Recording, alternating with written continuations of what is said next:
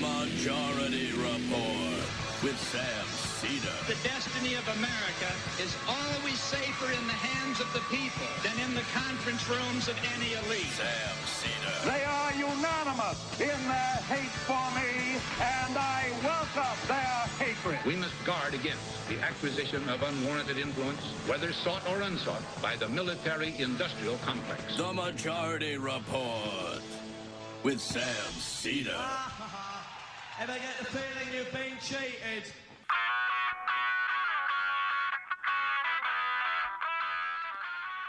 It is Wednesday, March 4th, 2026. My name is Sam Seder. This is the 5-time award-winning Majority Report.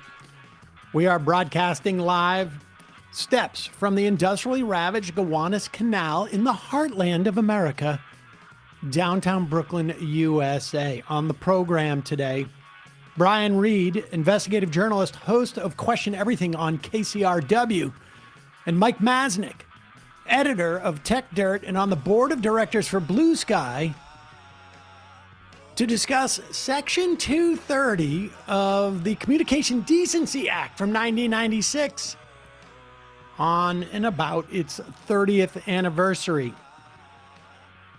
But of course, meanwhile, Trump widens the illegal war with Iran, asks defense contractors to make more bombs because we're running out of them. Death toll in Iran now over 1,000 at least. CIA planning to arm or is arming or has armed Kurds. The plan to balkanize Iran. Israel invades southern Lebanon. And the U.S. Senate set to vote on the War Powers Act today. This, as Chuck Schumer sets a table to give Donald Trump more money for this war against Iran. Fascist collaborators, say it with me. Meanwhile, primaries yesterday, James Tallarico wins Texas, driven by Latino voters and highlighting a massive Democratic turnout, outvoting the Republicans in their primary for the first time in 24 years. Someone should write a book about how Texas The myth is of not Red as Texas. red as we think. Shout out, David. Meanwhile, Justice Democrats backed candidate to take Crockett's old House seat. Good stance on Gaza. Accompli. Yeah. Republicans headed for a runoff in their Senate primary between Paxton and Cornyn. Sadly, Nita Alam comes up just short in North Carolina's 4th district. Roy Cooper to run against Michael Whatley in the North Carolina Senate general election. Democrats pick up a rare state Senate seat in Arkansas, flipping a Republican seat there. Meanwhile, south of Arkansas, U.S. Special Forces involved with the Ecuadorians on a narco-traffic raid in Ecuador. Trump DOJ reverses again, will resume its fight against law firms. And support for abolishing ICE reaches 50%. Populists everywhere now gearing up for their anti-ICE campaigns. All this and more on today's Majority Report. It is Hump Day. Yeah, that's good news, Emma Vigeland, because I feel like I'm exhausted just from reading the headlines. There was a lot today. There is a lot. We didn't even get to everything that was in the news from yesterday. No. We'll talk, I'm sure, more about the results of these primaries. I mean, Dan Crenshaw losing his seat because he dared to say Biden won the 2020 election. He was Rhino. The only House GOP incumbent Trump didn't endorse, and it made a difference. And that's in Texas, too. So you got to keep that in mind. Right. Of all places, Donald Trump is going to have most influence, I think, in places like Texas.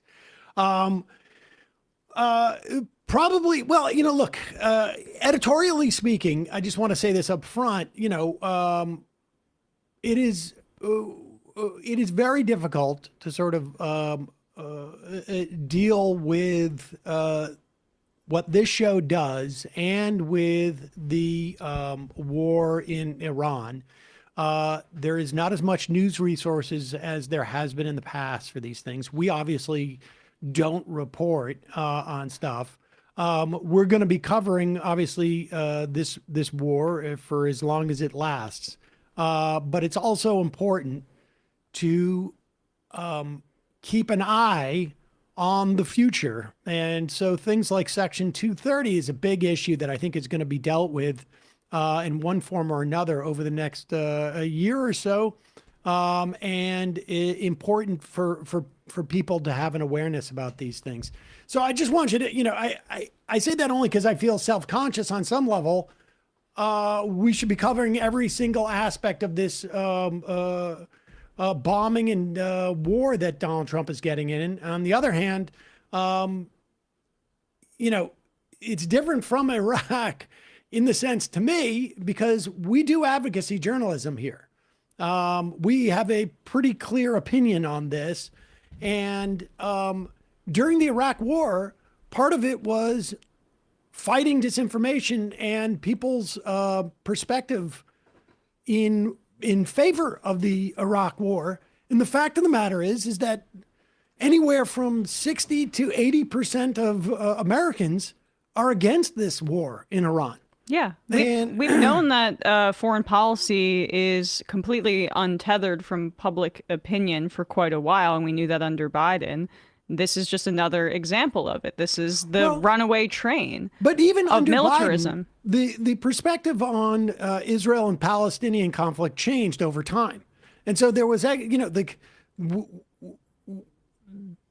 there was advocacy and stories to tell people that they didn't know. In this instance, we don't even have to push back against the reasons that the administration is offering to attack and perhaps invade Iran, because they're not offering any.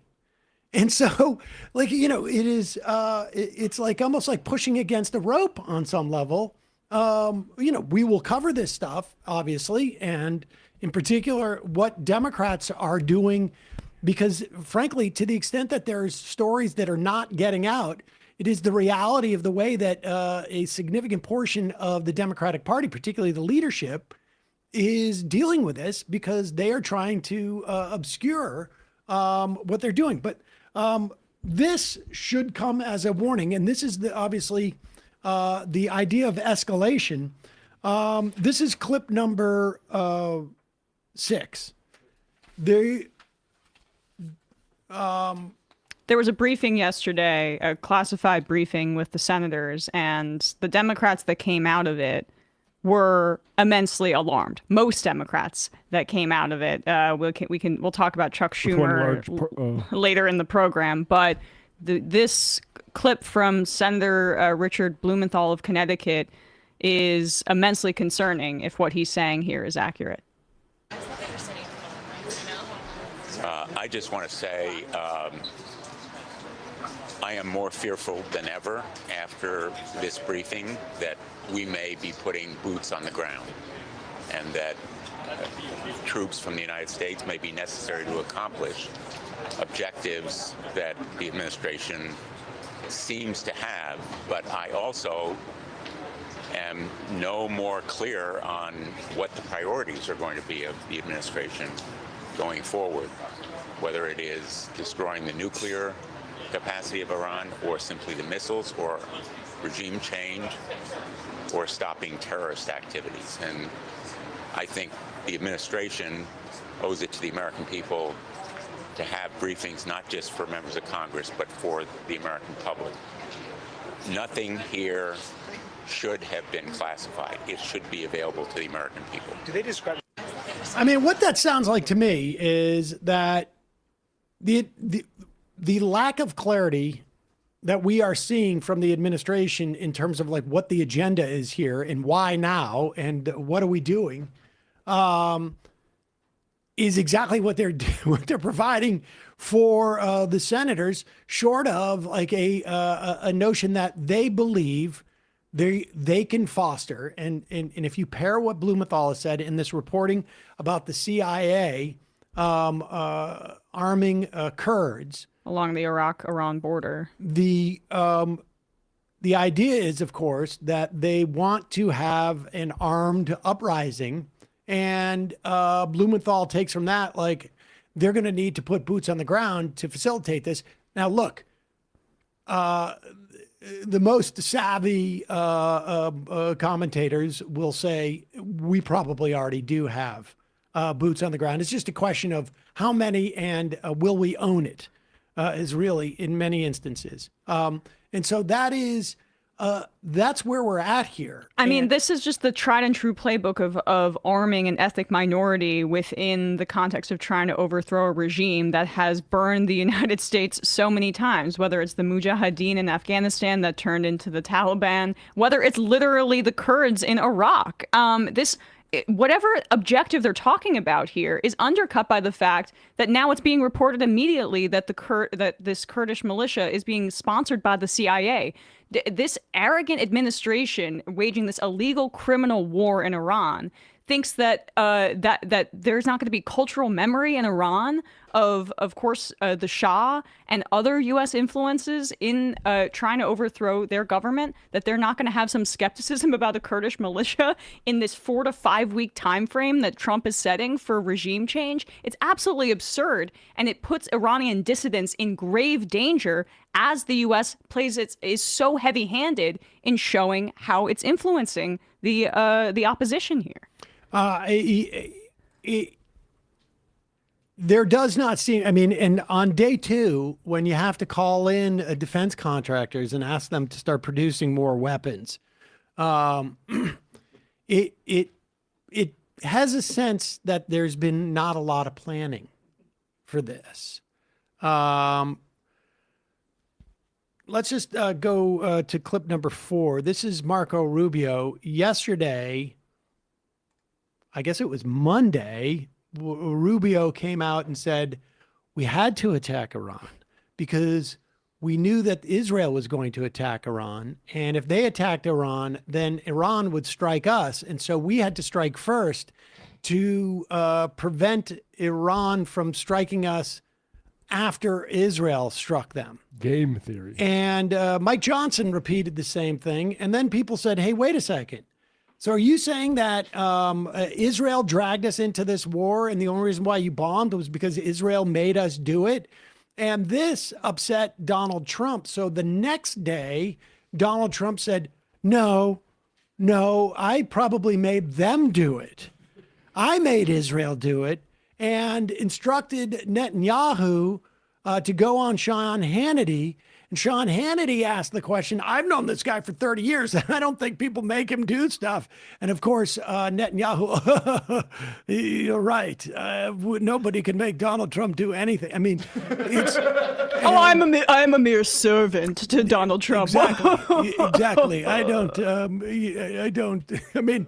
Now, do my laundry, U.S., as I bring it to the United States for my 7th meeting in 2 months or whatever. It's more like, oh, did I just encourage you to do my laundry? I had no idea. And so... he loves doing laundry. Day 3 is Marco Rubio now doing a little bit of this. Good. All right. Yesterday you talked about Israel. Mr. Secretary. Please, guys, I can't hear them all. Yes. Yesterday, you told us that Israel was going to strike Iran, and that's why we needed to get involved. Today, the president said that Iran was going to get... Yeah, your statement is false. So that's not what I was asked very specifically. Were you there yesterday? Yes, I got okay. The question. No, were you the one that... Because somebody asked me a question yesterday. Did we go in because of Israel? And I said, you were asking me that. You from that follow-up. And I said, no. I told you this had to happen anyway. The president made a decision, and the decision he made was that Iran was not going to be allowed to hide behind its ballistic missile program, that Iran was not going to be allowed to hide behind its ability to conduct these attacks. That decision had been made. The president systematically made a decision to systematically destroy this terroristic capability. responsibility that they had, and we carried that out. I was very clear in that answer. This was a question of timing, of why this had to happen as a joint operation, not the question of the intent. Once the president made a decision that negotiations were not going to work, that they were playing us on the negotiations, and that this was a threat that was untenable, the decision was made to strike them. I am sorry. That answer is equally as incoherent. I don't even know what it means that we're not going to let Iran hide behind their missiles. But he's now arguing that, no, we always were going to do this once we determined that that negotiations weren't going to happen. And he's suggesting it was just a coincidence that Israel determined that exactly at the same time, but maybe like 15 minutes earlier than we did. Great minds think alike. So they were going to attack. And so the timing was just a function of we needed to get in there before Israel attacked. But the intent, we were always going to attack since we determined that the negotiations, which had happened 2 days earlier, weren't going anywhere. Crystal clear. So there you go. I mean, these guys are... It's on camera. It is literally on camera, him saying Were you this. there, Emma? Were you actually there when the question was asked in the same... The best part is the person... I asked the question. That's what she said. Perhaps CNN and Fox News and the Associated Press and the other outlets that were there on their live feed were using that Tim Pool filter that we use to make his music sound so bad. And that's why we misunderstood Marco Rubio explicitly saying that we're going to war. Johnson from yesterday? Did we play that yesterday? Because Israel was going to strike. Yeah. Mike Johnson said the exact same thing. Yes, he did. Okay, let's pull up Mike Johnson because he said the exact same thing right after Rubio said it. So they clearly were told, at least at one point yesterday or the day before. I think we did play this, but let's just play it again. Yeah. This is quite a coincidence. To me, the most critical point is that this was a defensive measure, a defensive operation. And why is Pause it for a second. Now, he just said it was a defensive measure, whereas Rubio said, no, we had intended to do this because we weren't going to let them have all this capacity. And now he's saying it's a defensive measure because...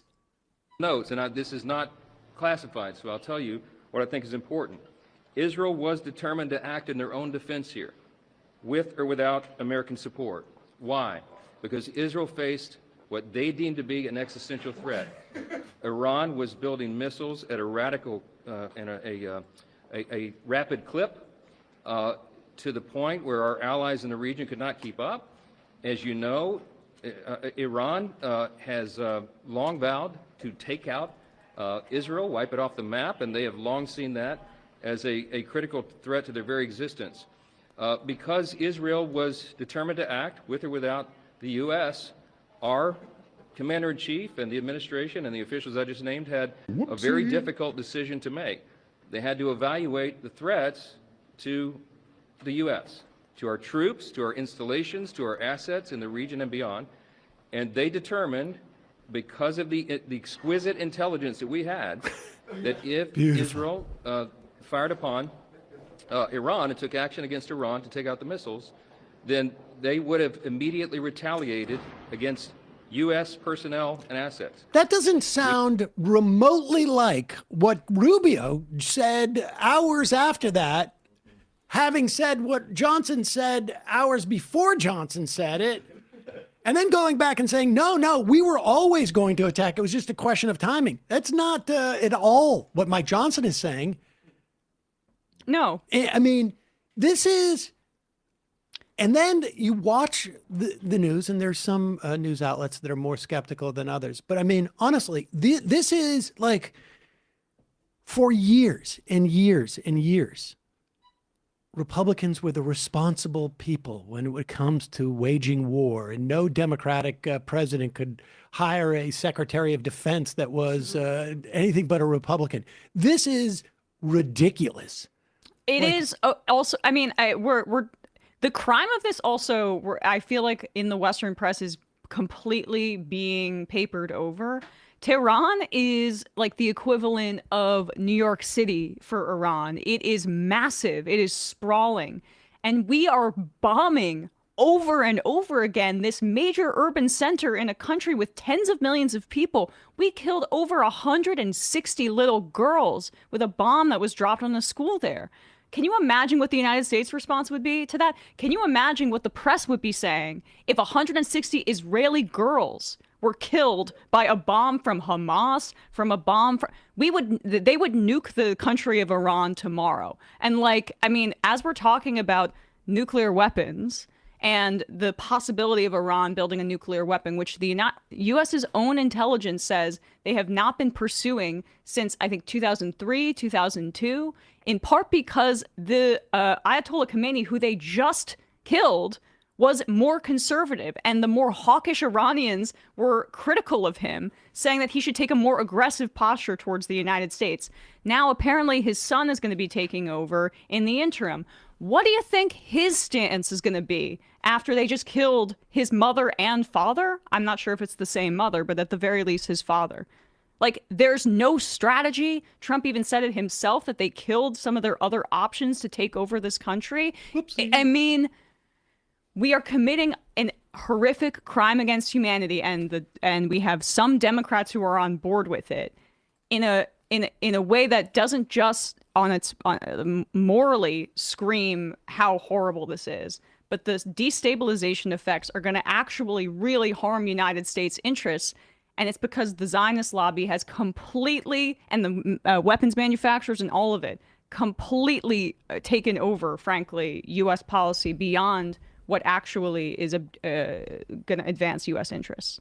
All right, and we're going to cover the primaries that took place yesterday. The big news, of course, is that James Tallarico is going to be the Texas Democratic nominee for the Senate, and we don't know who the Republican nominee is going to be. It's going to be a runoff between Paxton and Cornyn, and in some respects, that may be more relevant than who actually won the Democratic primary in Texas, because Paxton is a lot more of a polarizing figure than is Cornyn. I think probably Crockett was probably more of a polarizing figure on the Democratic side. But again, I don't know that if Crockett or Tallarico were to win the Texas Senate seat, that they would be our favorite senators based upon the politics coming out of Texas. But at the end of the day, be my favorite one out of Texas. But Tallarico, out of Texas, exactly. But just a quick note on it. But Tallarico's theory of politics is actually a lot more productive than Crockett's, and that's what I like coming out of it. I'm a little bit more bullish on this being a significant improvement than if Crockett won that primary. Given he goes to all of the counties and campaigns everywhere. The coalition that he's accrued of Latino voters could actually break the Trump 2024 coalition. So just from a pure electability standpoint, this is a success. I think the electability question was answered with the Democratic primary. I mean, definitely. If you can't win the Democratic primary, you're probably not that electable. It's not like Tallarico was running to the left, dramatically to the left of Crockett. I don't think is from an issue standpoint anyways. All right. In a moment, we're going to be talking to Brian Reed and Michael Masnick on the question of Section 230. It's not quite a debate, but they have different opinions on it. And I'm sort of somewhere maybe in the middle. I'm not sure, but we'll talk about that in a moment. First, a couple words from our sponsors. You cannot out-exercise a bad diet. A balanced diet is a crucial component of supporting healthy lifestyle. Nutrient gaps can still happen, however, due to genetics, due to dietary preferences, and even modern farming practices that deplete soil of its nutrients. You don't really think about that much, but what a radish or a beet had 30 years ago may be different than it is today. But nevertheless, Ritual's team of scientists have poured over thousands of studies to identify the common gaps between nutrient needs and what people are actually consuming across different life stages. For me, I started taking Ritual, I don't know, several years ago. to be honest, the big thing for me was the convenience, both in terms of the fact that they would ship it to me on a regular basis and that I could take it at any time during the day because their formulation is gentle on the stomach. And I no longer have a deficiency in vitamin D. But also, I appreciate the fact that it's traceable and they know where all of their vitamins come from, which is really important because there's some places where you get stuff and, they don't have the same regulations about what can be in the soil, et cetera, et cetera. Ritual is a science-backed multivitamin for men 18 plus. I take the ones for a little bit older, with key ingredients like omega-3, DHA to support heart health and brain health, and vitamin D3 to support normal muscle and immune function. Ritual's essential for men 18 plus multivitamin contains 10 key nutrients in 2 delayed release capsules that are designed for optimal absorption per day. They are designed to be gentle on the stomach with a minty essence in every bottle that helps taking your multis actually enjoyable. Look, the human body turns out to be not unlike a car. You got to get your oil changed or you're going to have real problems down the road. So take your vitamins. I know when you're 25 years old, you don't think about this stuff. But believe me, do yourself a favor. You can't go backwards in time. Instead of striving for perfect health, I'm not complaining, but what are you going to do? You start to fall apart at my age and you realize, I should have done this stuff earlier. Instead of striving for perfect health, aim for supporting foundational health. That was exactly my point. Save 25% on your first month at ritual.com/majority. That's ritual.com/majority for 25% off your first month. Also, and we'll put the information in the podcast and YouTube description. One of my big projects has been going more plastic free in my house for years. You've heard about this. And the number one factor in doing that has been Blue Land cleaning products. I used to carry home a huge jug of dishwashing liquid. I used to carry home a huge jug of laundry detergent. I used to carry home all these plastic bottles of, spray window stuff and bathroom cleaner and multi-cleaner. I no longer do that. And for the toilets as well. I have those little bombs. Blue Land is on a mission to make it easy for everyone to make the sustainable choices. They believe that hardworking, clean products can be the norm, not the exception, and you can do better for your family and the planet at the same time. Blue Land products are independently tested to perform alongside major brands, and their formulas are free from dyes, free from parabens, and free from harsh chemicals. Blue Land is a certified B Corporation and certified cruelty-free by Leaping Bunny. Their formulas are EPA Safer Choice certified, and many have received the Gold Material Health Certificate from Cradle to Cradle. And Blue Land's trusted in over 1 million homes, including mine. I've got the dishwashing tablets. They're fantastic. They're not wrapped in plastic, so none of that stuff ends up in your dishwasher. I've got 3 color-coded spray bottles with cleaners, and you buy the tablets. First of all, it's also I find it to be much less expensive. I have laundry tablets. I get the laundry extra powder for extra cleaning. I mean, the whole suite of Blue Land products are fantastic. I've got the toilet bombs. You just drop the tablet in there. You don't have that big spray bottle with the plastic. It really is. It saves you a lot of time. I don't know if it saves you time. Well, you don't go to the supermarket, but it saves you a lot of space in your house or your apartment. Blue Land has a special offer for listeners right now. Get 15% off your first order by going to blueland.com/majority. You don't want to miss this. Blueland.com/majority for 15% off. That's blueland.com/majority. Get 15% off. All right, quick break. When we come back, Brian Reed, investigative journalist, host of Question Everything on KCRW, and Mike Masnick, editor of Techdirt, and on the board of the directors for Blue Sky. We're going to talk about Section 230 of the 1996 Communications Decency Act. We'll be right back after that. We are back. Sam Seder, Emma Vigeland on the Majority Report. It is a real pleasure to welcome to the program Brian Reed, investigative journalist, host of Question Everything on KCRW, also the co-host of The Trojan Horse, one of my favorite podcasts of a couple of years ago. Mike Masnick, editor of Techdirt, and on the board of directors for Blue Sky. I should say I'm on Blue Sky, and I also read Techdirt. So this is fun for me.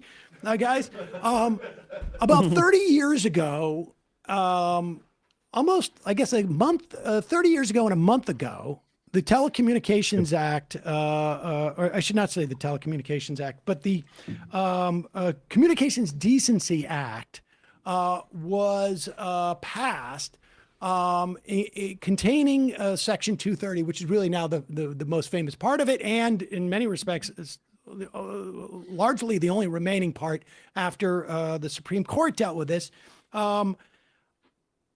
My understanding, and Mike, why don't we start with you on this? This came out of a court case, or a series of court cases, Cubby versus CompuServe, and then subsequent to that, Stratton Oakmont versus Prodigy. And this comes out of, there is a concept in tort law, which hopefully my audience knows what tort law is. I go to the conference every year.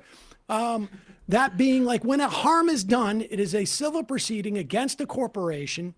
And there's this concept of Good Samaritan. If you start to help somebody in some way, you gain more liability than if you just sort of walked on by and didn't try and interfere. And this case, Prodigy versus Oakmont, Prodigy was moderating.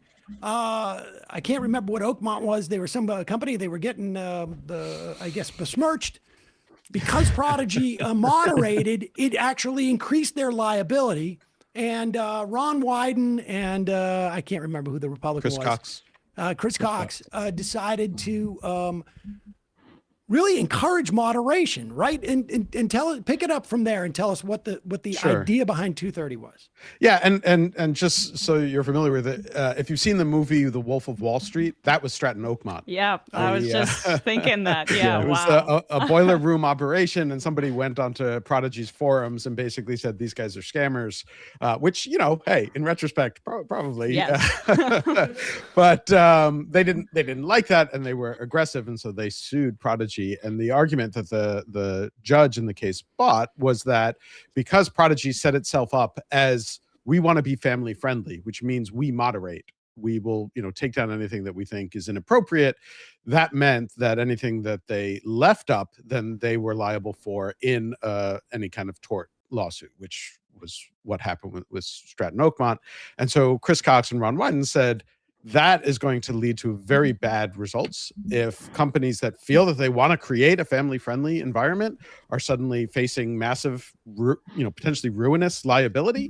They're not going to do that. They're going to just allow all of the worst stuff and not do any of the moderation that we want. So can we create a tool within the framework of the First Amendment that creates incentives for companies to moderate? And the way that they do that, the structure of Section 230, which you were correct in the beginning, by the way, when you said the Communications Act, because the Communications Decency Act was tucked into the Communications Act, was to basically say, if you're an interactive computer service, if you're a website or a app or whatever, or a user of one of those apps, we don't hold you liable as if you were the publisher of someone else's content that you do publishing related activities to, whether that is hosting, promoting, sharing, anything like that. We're not going to hold you liable, which means you can begin to do the kinds of moderation because you have the incentive structure that if you make a mistake, you're not going to be punished. You're not going to be sued out of business is really what it is. And so we should say there are two subsections that are the most important, I think, of Section 230. One is C1, which has the famous 26 words, no provider or user of interactive computer service shall be treated as the publisher or speaker of any information provided by another information content provider.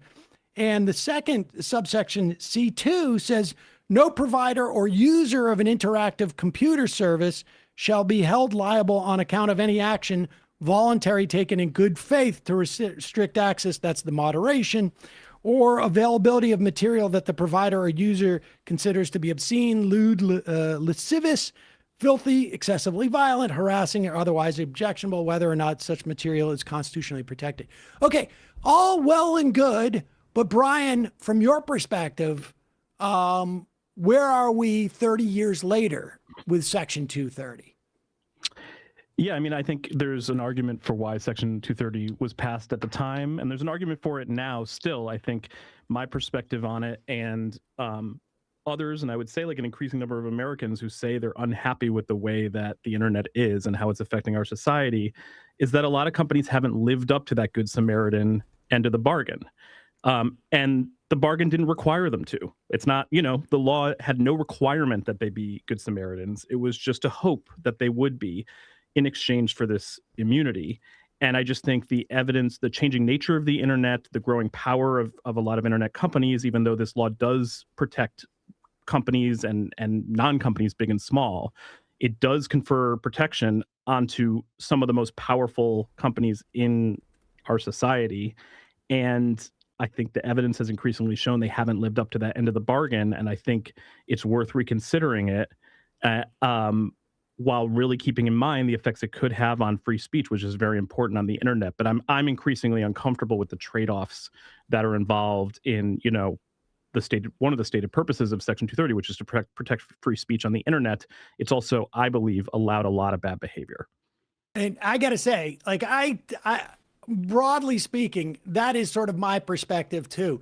So Michael, from your perspective, is 230 like, is it sacrosanct? Should we not be reforming it? I mean, in 1996, I'm old enough to remember dial-up, and I was there, and I remember getting my first computer in the late 80s, I guess.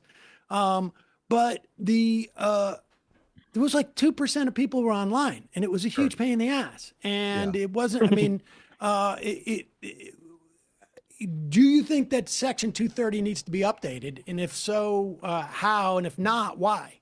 Sure. So I would argue, I mean, there's a few different things. One is, what is it that you're actually trying to accomplish? And Brian laid out a few different things that he's concerned about. And we can go through them one by one. I don't think Section 230, either repealing or reforming it, actually helps with any of the things that were laid out. So I think that Section 230, I would keep it. I would, in fact, if I had a magic wand, this is never going to happen, I would expand its coverage. It's actually a lot more limited than people make it out to be. People think that it's this sort of wide blanket immunity. That's not actually the case. I would actually make it wider. But it is enabling a lot of really important, valuable things online that we would absolutely miss if it were changed. And the idea that changing it suddenly makes these companies act better is, I don't think, borne out by the realities of the legal structure and what would happen. We can go into the specifics of why, but the thing that I always try and get at is the key point of Section 230 is that it's just about placing the liability on those responsible for violating the law, for creating the violative content. So if it's defamation, which is sort of the classic case, who actually said the thing that is defamatory? If it's something else, who actually is creating that content that creates the problem that violates the law?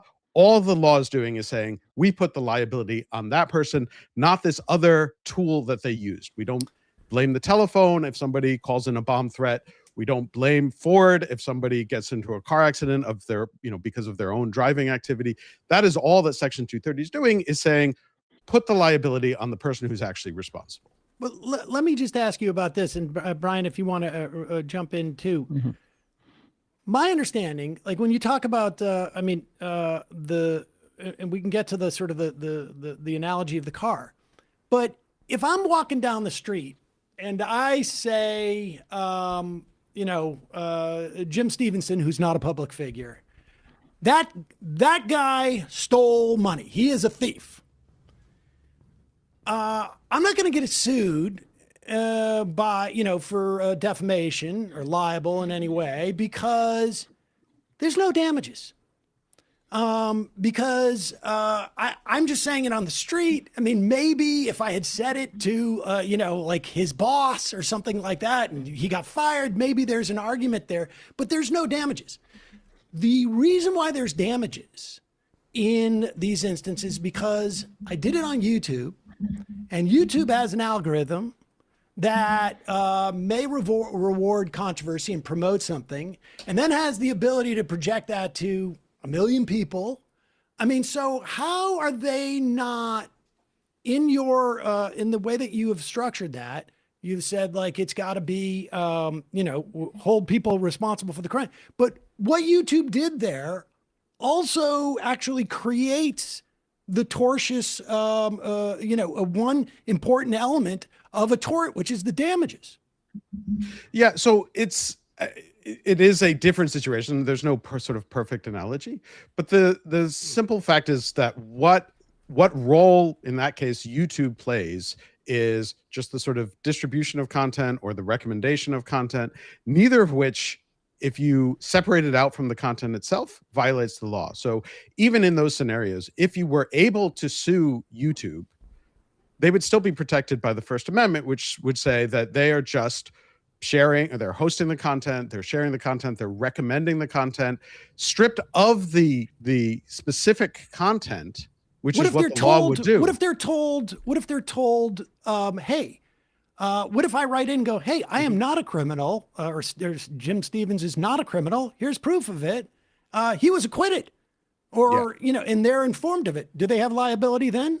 So that scenario, so there's a case, it depends on where you are. There are a bunch of very specifics, within the scenario.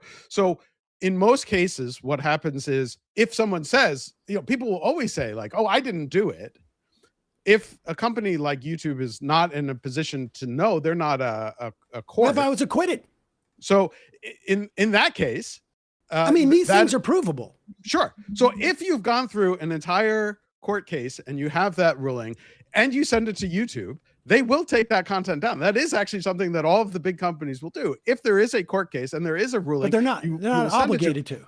They are not obligated to, but in almost every case, because they know it reflects very poorly on them, they will. And in fact, that has led to people going around faking lawsuits, faking rulings. There was a few years ago, there was this whole story of this reputation management company that was doing that. But so Brian, let's ask about that. So, we're at that point where I think you might take issue, because it's really up to a reputation for YouTube here, but there's no legal, they are actually immune in that instance. I mean, Mike, I agree with you. Like, I agree with like very strong protections for all First Amendment protected speech. I just see more and more things coming out of these companies that does not appear to me to be First Amendment protected speech, but that has been protected and shielded from being litigated in court by Section 230. So for instance, even just in the last week or so, there's this big case moving forward in New Mexico against Meta that the Attorney General is bringing for their negligence in protecting minors from being contacted by suspected groomers online. The Attorney General held a sting operation where he found that Meta wasn't doing a lot to stop this. One internal document that came out shows that the algorithm, and Meta knew this, was recommending the accounts of minors at a rate of 4 times to accounts that they had flagged as suspected groomers than to regular adults. So the algorithm was seeing that these suspected groomer accounts liked the accounts of minors more and recommended it 4 times as much. I'm just not sure that that is First Amendment protected speech that we need to have a shield around. And there's like a bunch of examples like that, but that can have I been interject? traditionally protected by Section 230. Can I ask though, is that but the behavior that you're describing there is criminal and is involves Facebook's is not. Sorry? Facebook's I'm not sure it is. It's a civil suit in New Mexico. And and it is true that criminal behavior is not protected by Section 230 or shielded by Section 230. But those civil courts have a really important role. Like most criminal behavior is a really high bar.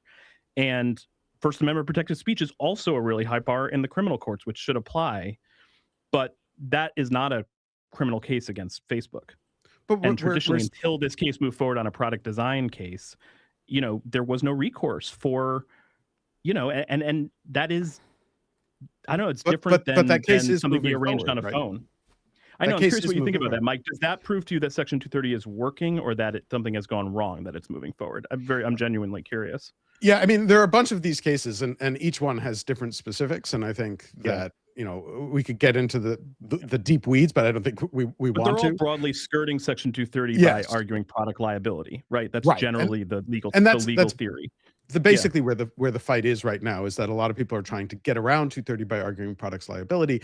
There may be some cases where I think that could be an interesting area to explore, but I think a lot of the cases are really, they're just trying to get around 230, and they don't have a real case underlying it. They're just arguing that it's products liability. When you look at what is the product liability really for, and it gets back to the underlying content specifically, and then you get into a First Amendment case. In certain situations, it's not always true, and each case is different. So I don't know if we want to get specifically in there, but it is important that, like, for all the talk of, 230 is giving these companies this blanket liability, we're seeing all of those product liability cases not get dismissed on 230 grounds and move forward. So whether or not. Yeah, but it's taken a long time, and we've talked to a bunch of the lawyers, and they say they expect these companies to keep bringing up 230. It's a constant hurdle that they're able to throw, even once there's been a ruling that a case can move forward to a certain extent. So, and I would argue it's taken this long to get these cases because of 230. I think it's hard to deny that. So then is there a possibility of 230 being amended to include some of what you're talking about there, Brian, which is facilitating something related to child abuse? I'm sorry, you can expand on the example again, but is it possible that you can amend it while still having the speech protections in place for, say, creators on these sites? I mean, there's been a case study here that didn't go great, which maybe Mike, we were about to bring up. Yeah, that's exactly where I was going.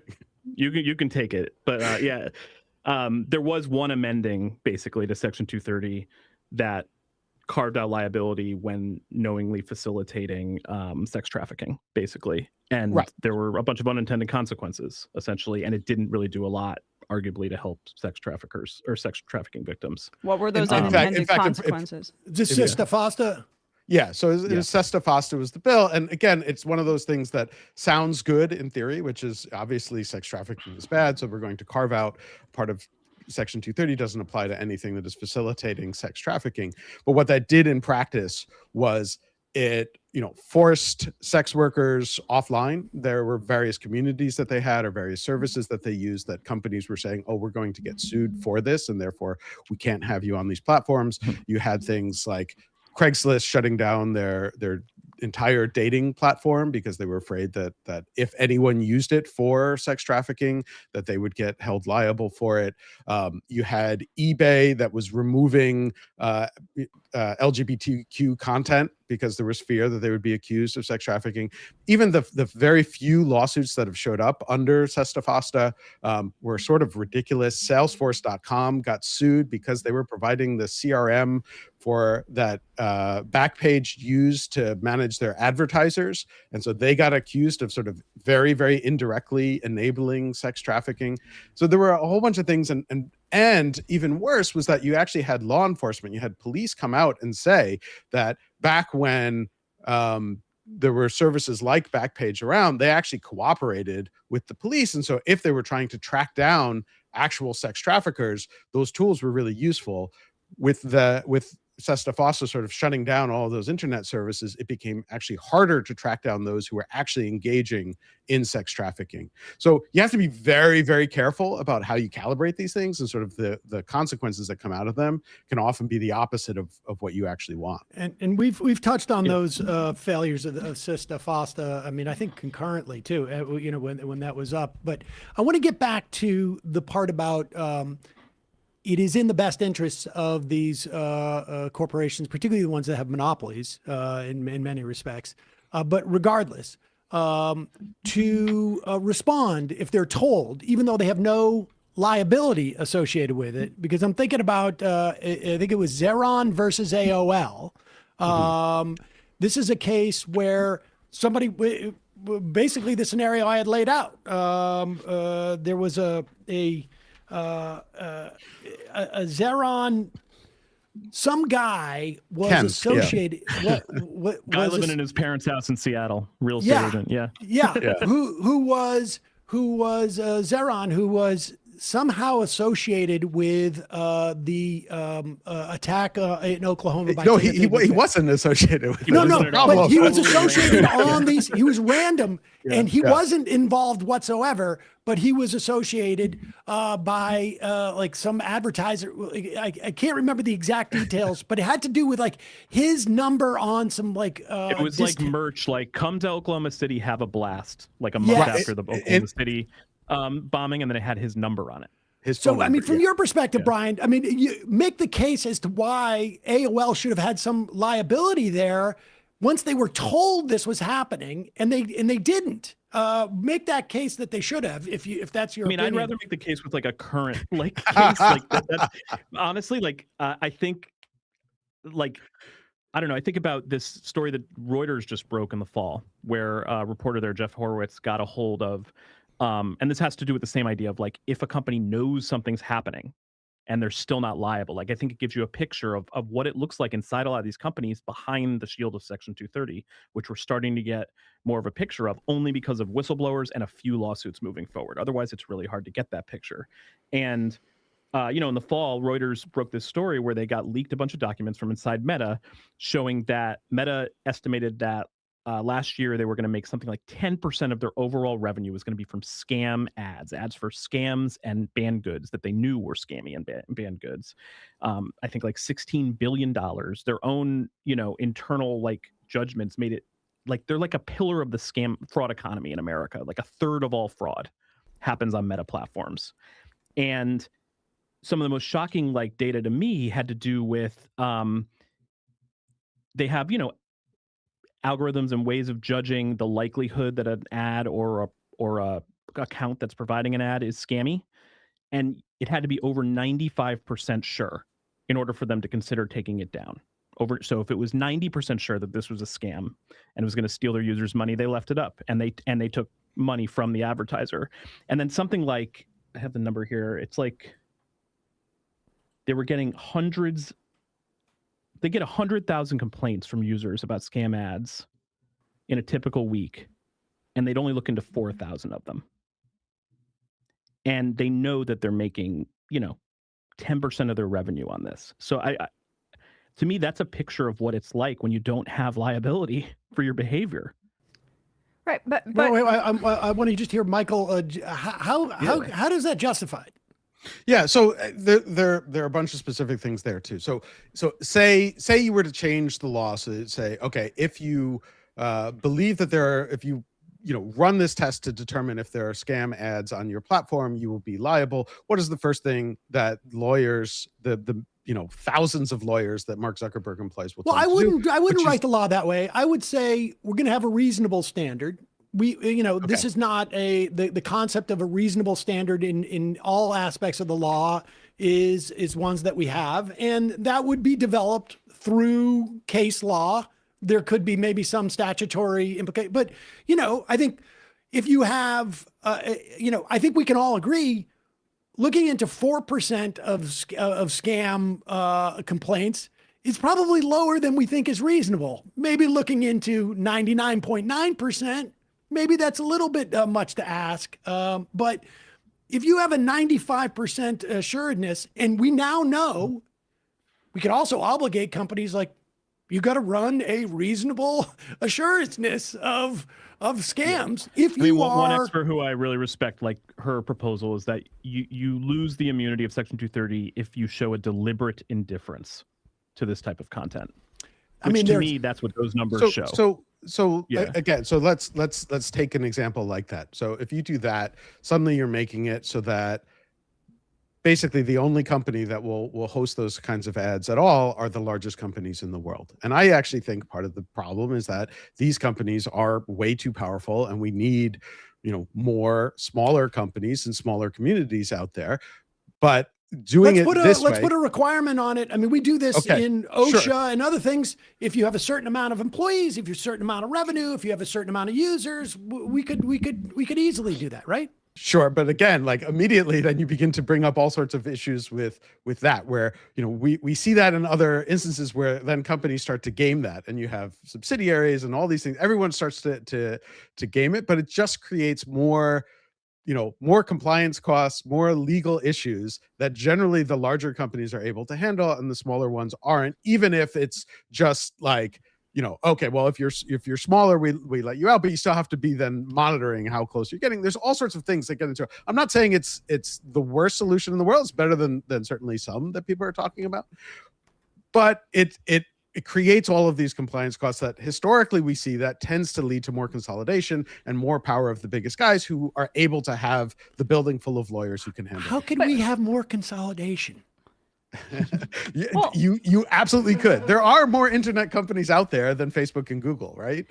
Yeah, I mean, and I'm compelled by this a little bit because I think what we're talking about here is there's a major issue of scale and the amount of content that is constantly posted on these platforms.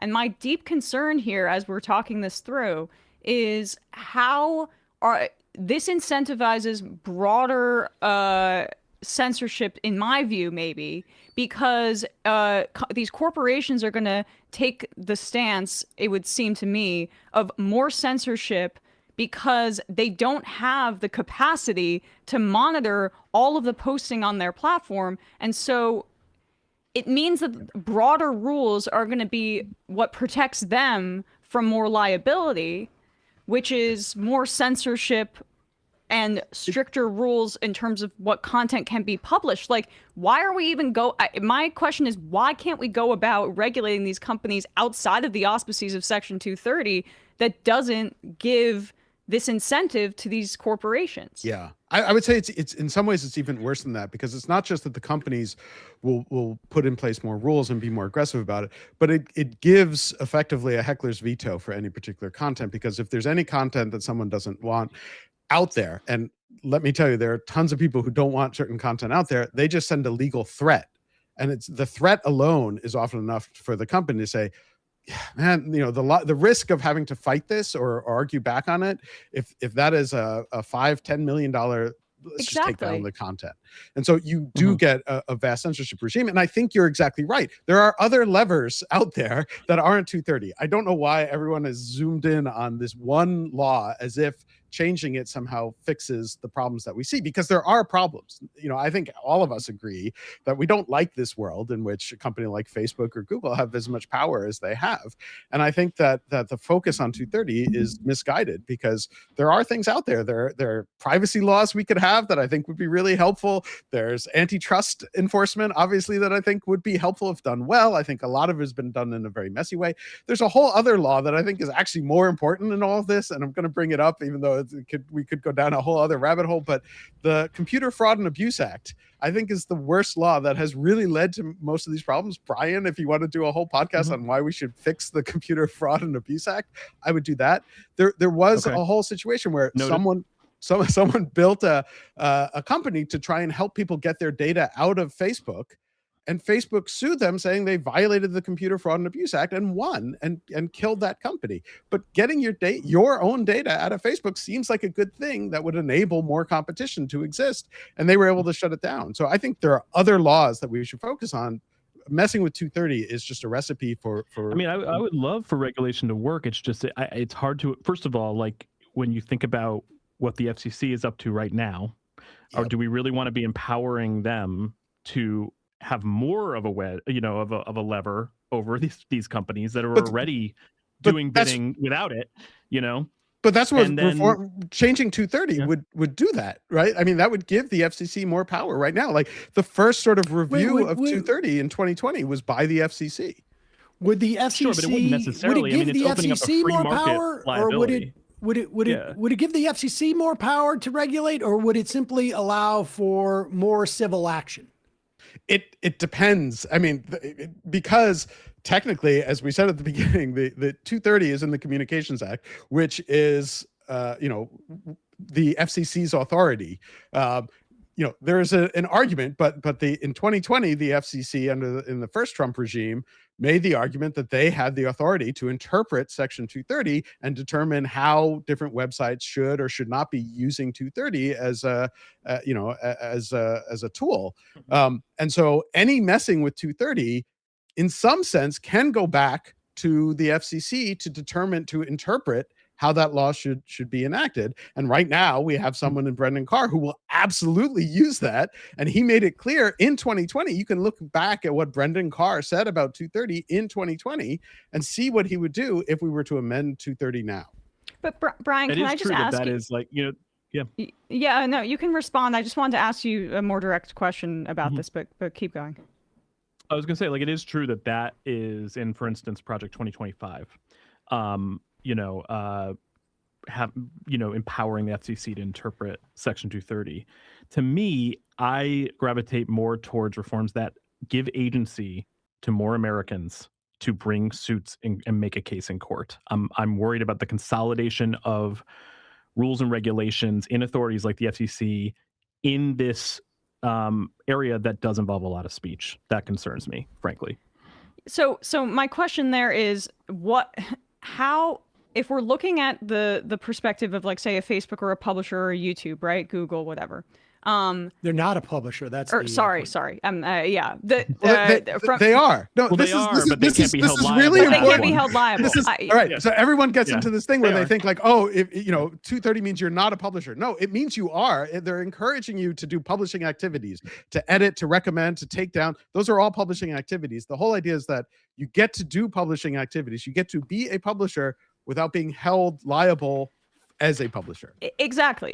So but the amount of content that is being produced on these platforms on a daily basis is it's so much, right? It's impossible to tally.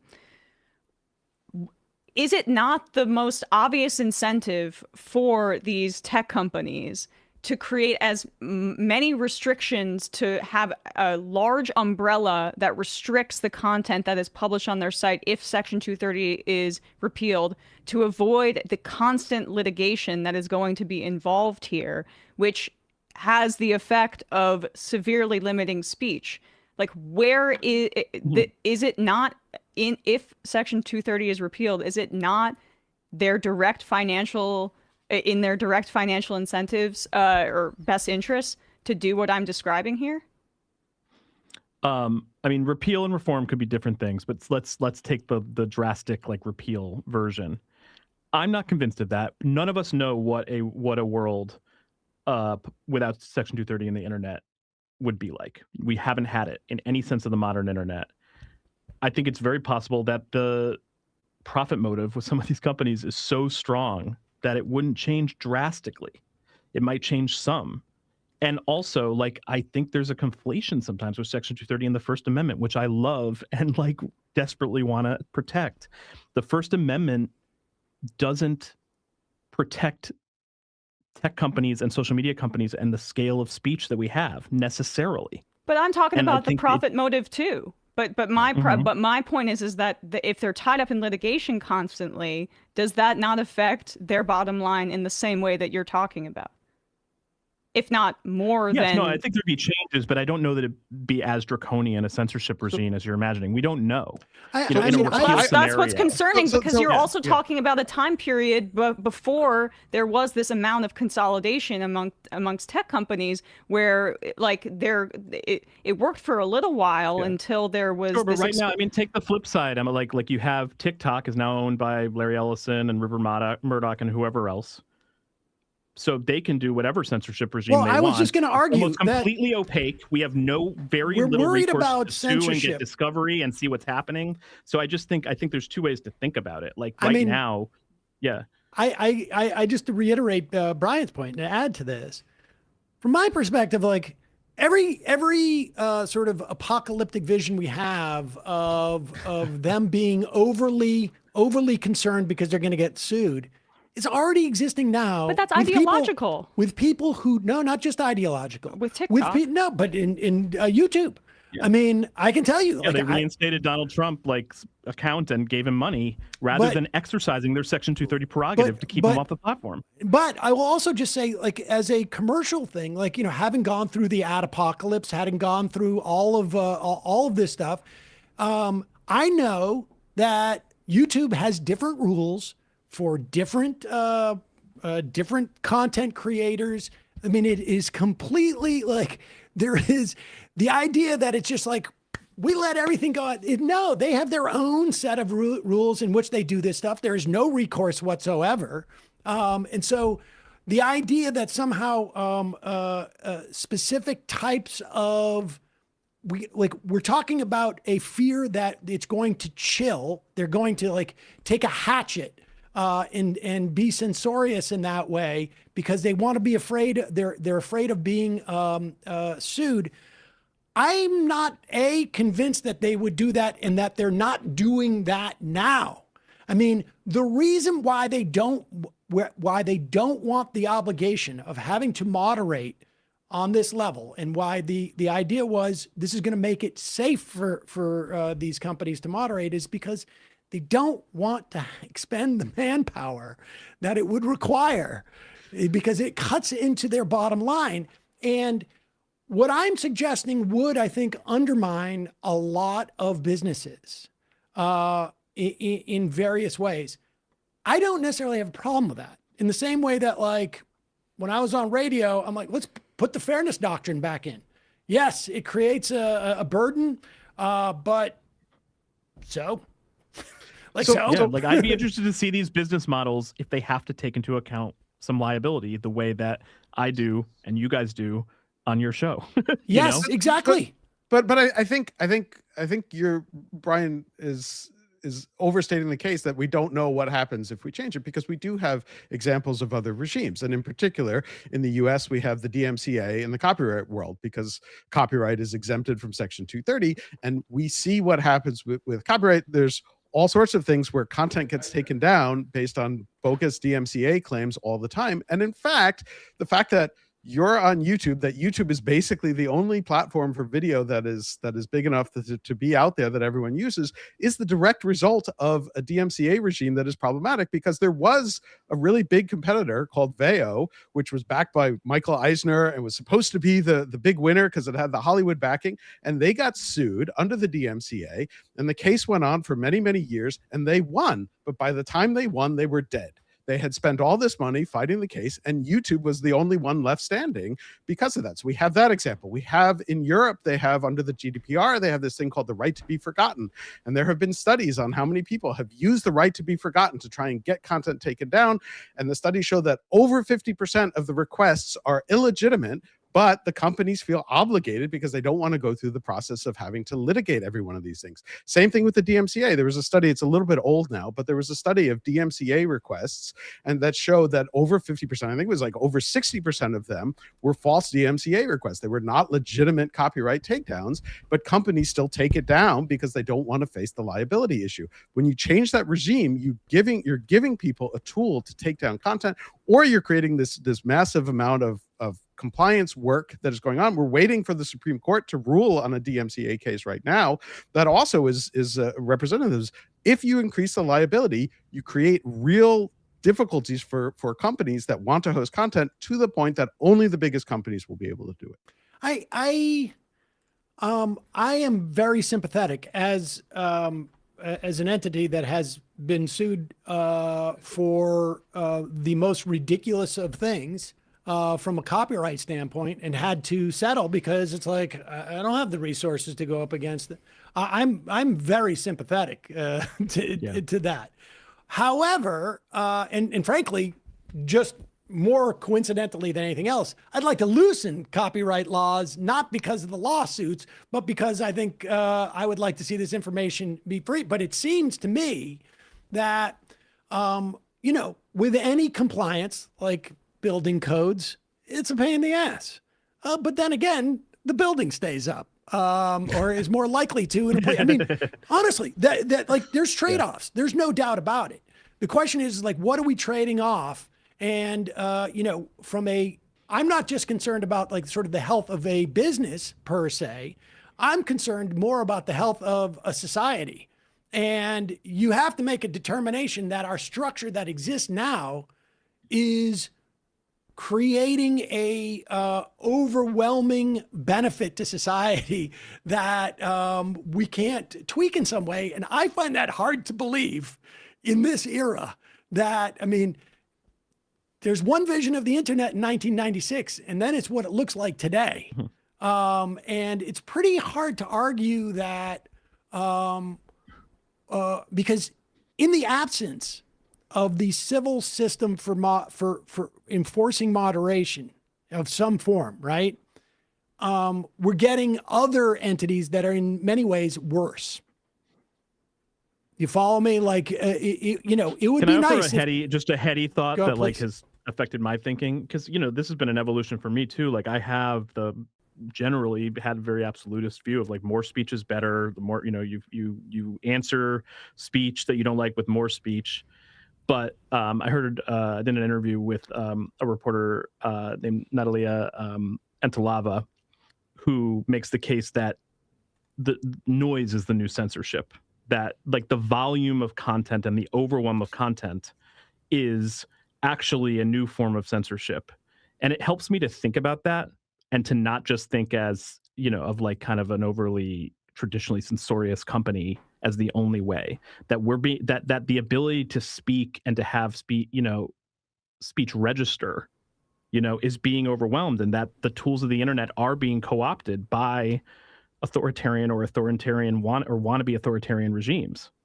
And it's been helpful to keep in mind, and like has played a role in my thinking as well. But even if that's true, even if we accept that, and I think there is some truth to that, and to some extent, the way to deal with that has been historically algorithmic recommendations, which is one of the things that many people are now pushing to exempt from 230, which will create won't help that situation, will actually make it worse. The ability to have the good stuff rise to the top and get rid of the to find the signal in the noise is the way it's often phrased, is you need the tools to do that. And if you don't have a 230 protecting that, then there's a liability risk, right? There are a whole bunch of people who say, are there accountability mechanisms you can imagine, Mike, that would give us more accountability over the algorithms? And not just like hoping that there's like kind of like more user control, but actual, I don't know, regulation or I was going to say like legislation. How is the algorithmic conventions that we're living under now helping in that way as opposed to hurting? Right. I mean, it depends. So one, it can always be worse. So be careful about what you wish for. This is what we found. If you get rid of algorithms, the algorithm's not going to be worse. No, but it is true. Like you could use an algorithm to screen out deepfake, intimate images, for instance. Right. That's a use of an algorithm, which is a good use. Yeah. Right. I mean, like but it's not a profitable one. To some extent it is, now. right? I mean, like every trust and safety team right now uses algorithmic tools to handle things, including searching for and getting rid of CSAM and reporting it to NCMEC. And like these things matter.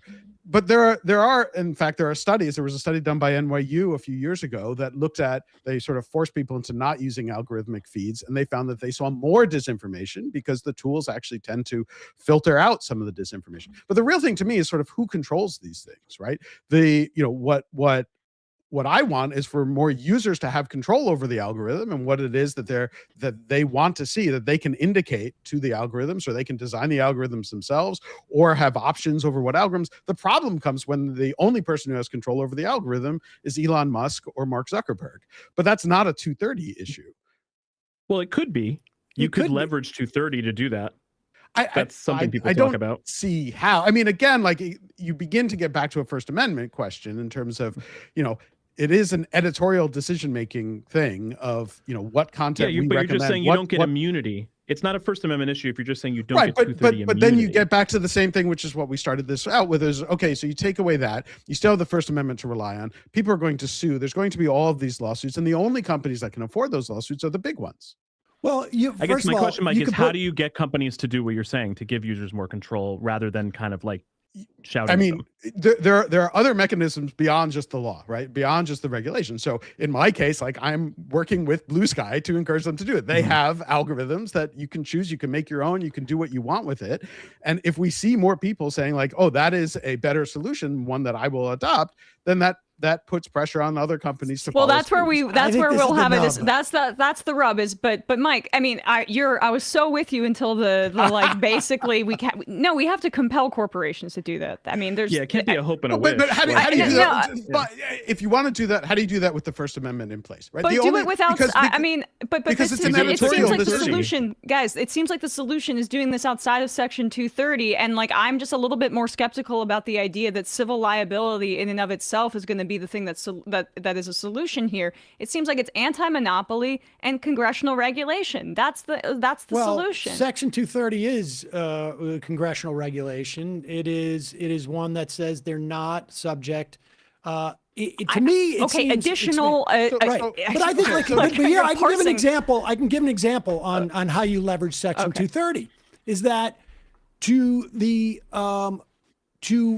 get the Section 230 protection, you need to do X, Y, and Z. You need to provide this amount of transparency in the algorithm. Like if Twitter wants Section 230 protection, they need to provide the same amount of transparency as Blue Sky does in terms of the algorithm. That's one way to leverage it.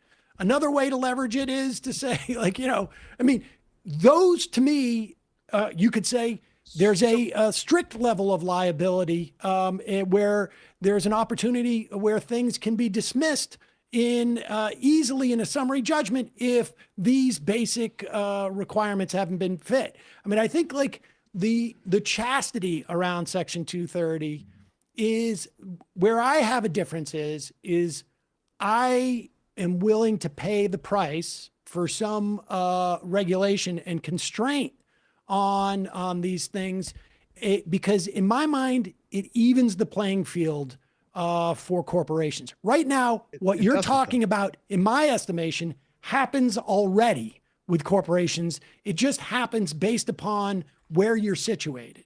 No, I will reinforce this over and over again. It changing 230 in the way that you're talking about gives way more power to the big companies, because the changes that you're talking about, things around like transparency and stuff, you still run into the First Amendment problem.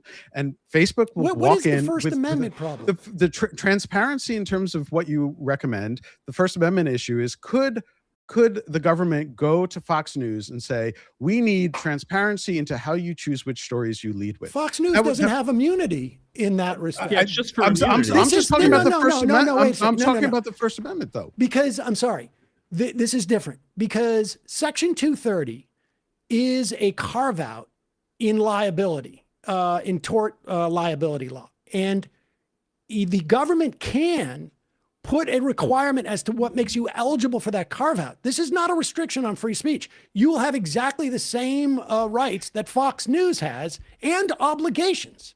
Okay, so but we already have a case like this, which is in California. They passed this age-appropriate design code, which tried to do something like that, which was trying to require transparency in algorithms, and it was thrown out on First Amendment grounds because they said the real reason behind it was an attempt to interfere in the editorial decision. That's why you need to leverage 230, because 230 does not exist in nature.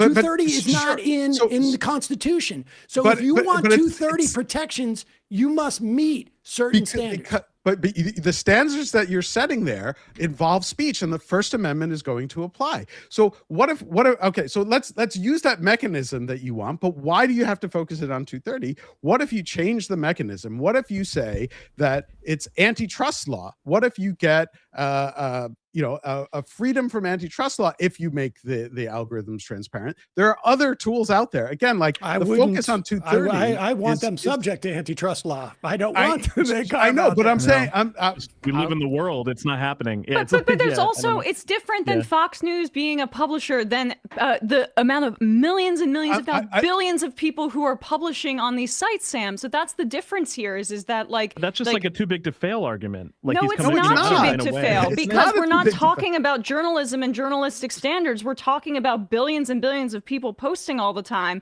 and creating an incentive for a mega corporation to broadly censor because they want to avoid liability. This is why I don't understand why this conversation is purely within the context of civil liability. It feels like the wrong area.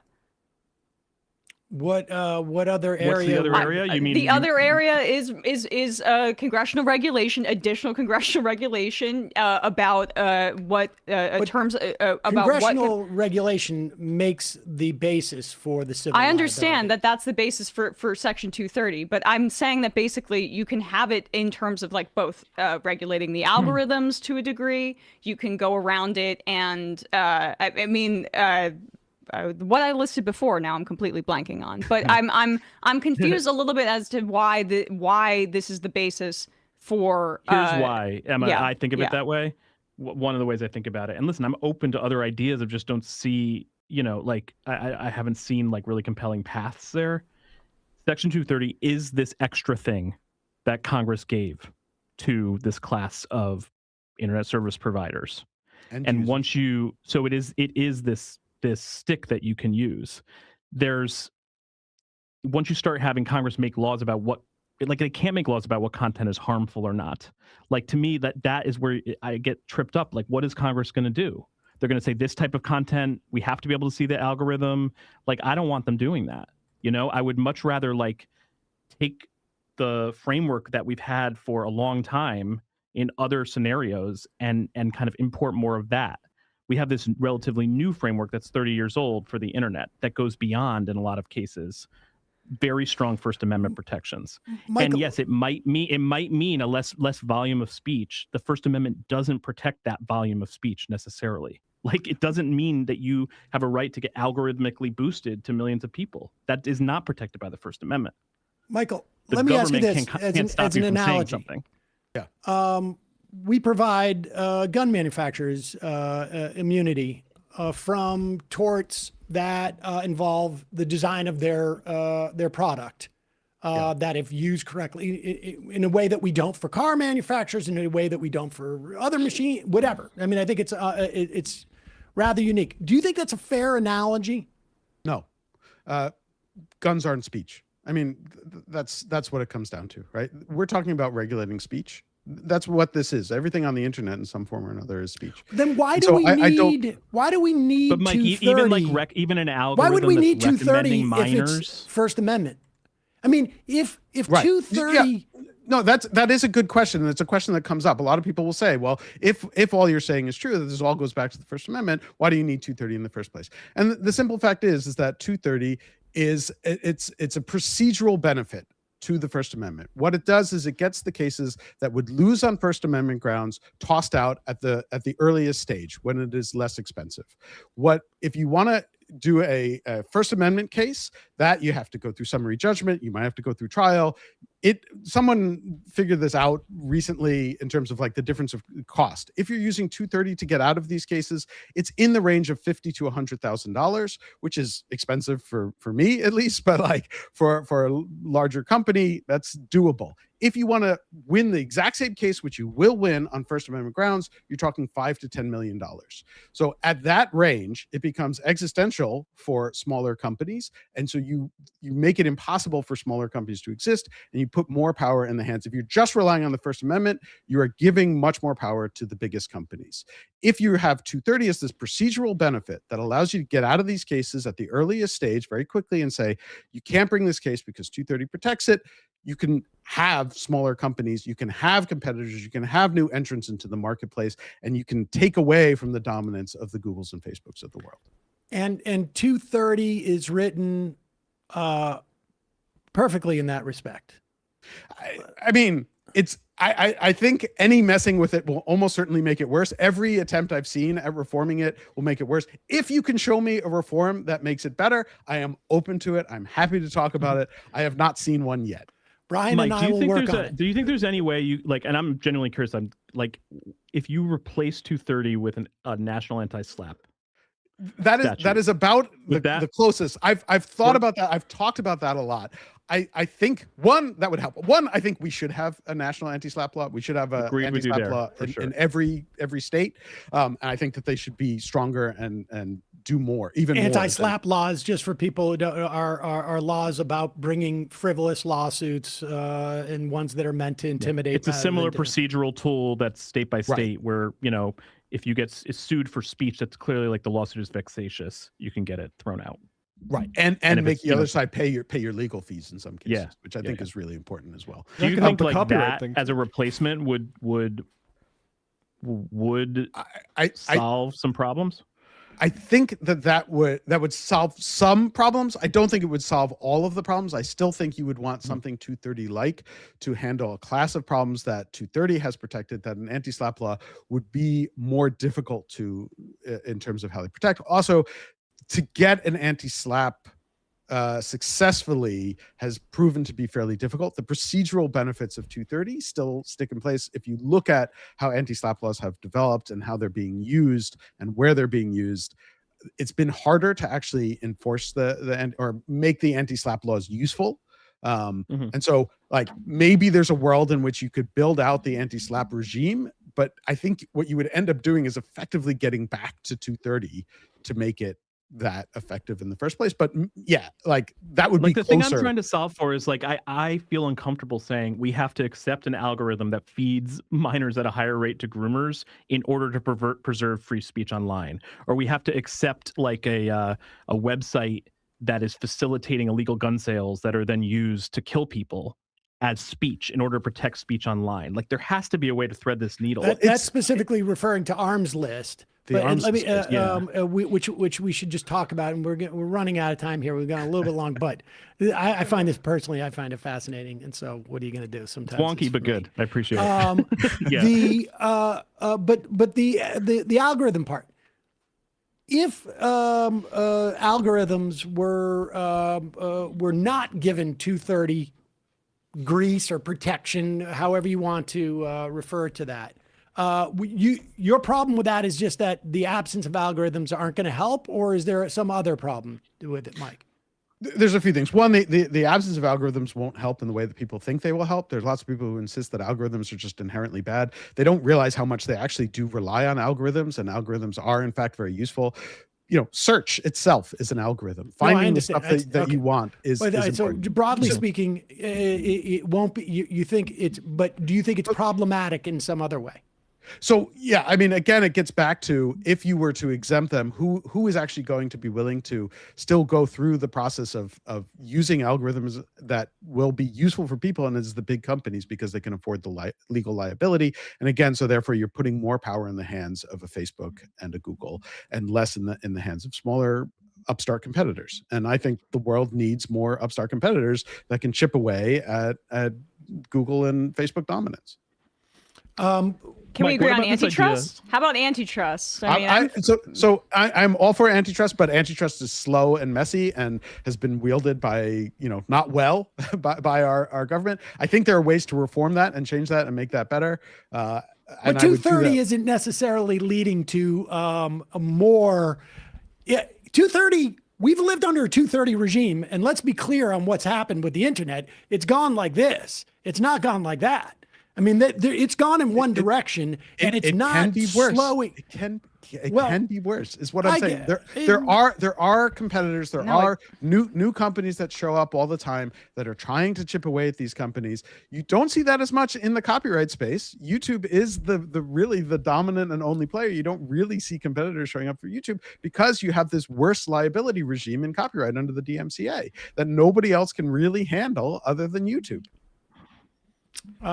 Yeah. Okay. In the arms list, just address the arms list case. This is a story where someone was able to use arms list, which was like basically like a almost like a Craigslist, I guess, right? But for it was a marketplace for guns online. For guns, yeah. And there was no sort of moderation as to whether this is an illegal sale or a non-illegal sale. And somebody bought a gun at like a McDonald's from somebody and then went out and shot somebody. Shot his wife or his ex-wife and multiple other people. And then they tried to sue Arms List for liability and Section 230 protected it. And I just wonder if if somebody was putting up posters. Well, Michael, address that. Like, what is that? Is that a good thing about 230 or? Well, I mean, I don't think that the scenario is good, Well, of but course, I do think 230 was used properly in that case, and I actually filed an amicus brief in that case. I do think that did come back to a 230 issue, because if you were to set it up where anyone who was a marketplace was potentially liable for the sales that were made, for what is then done off platform and outside of that, you create a world in which no one will offer you any marketplace service at all, or it will only be Facebook again. You will only have a Facebook marketplace. So I think you need to sort of recognize what is and again, we can look at what happened with Fosta Sesta.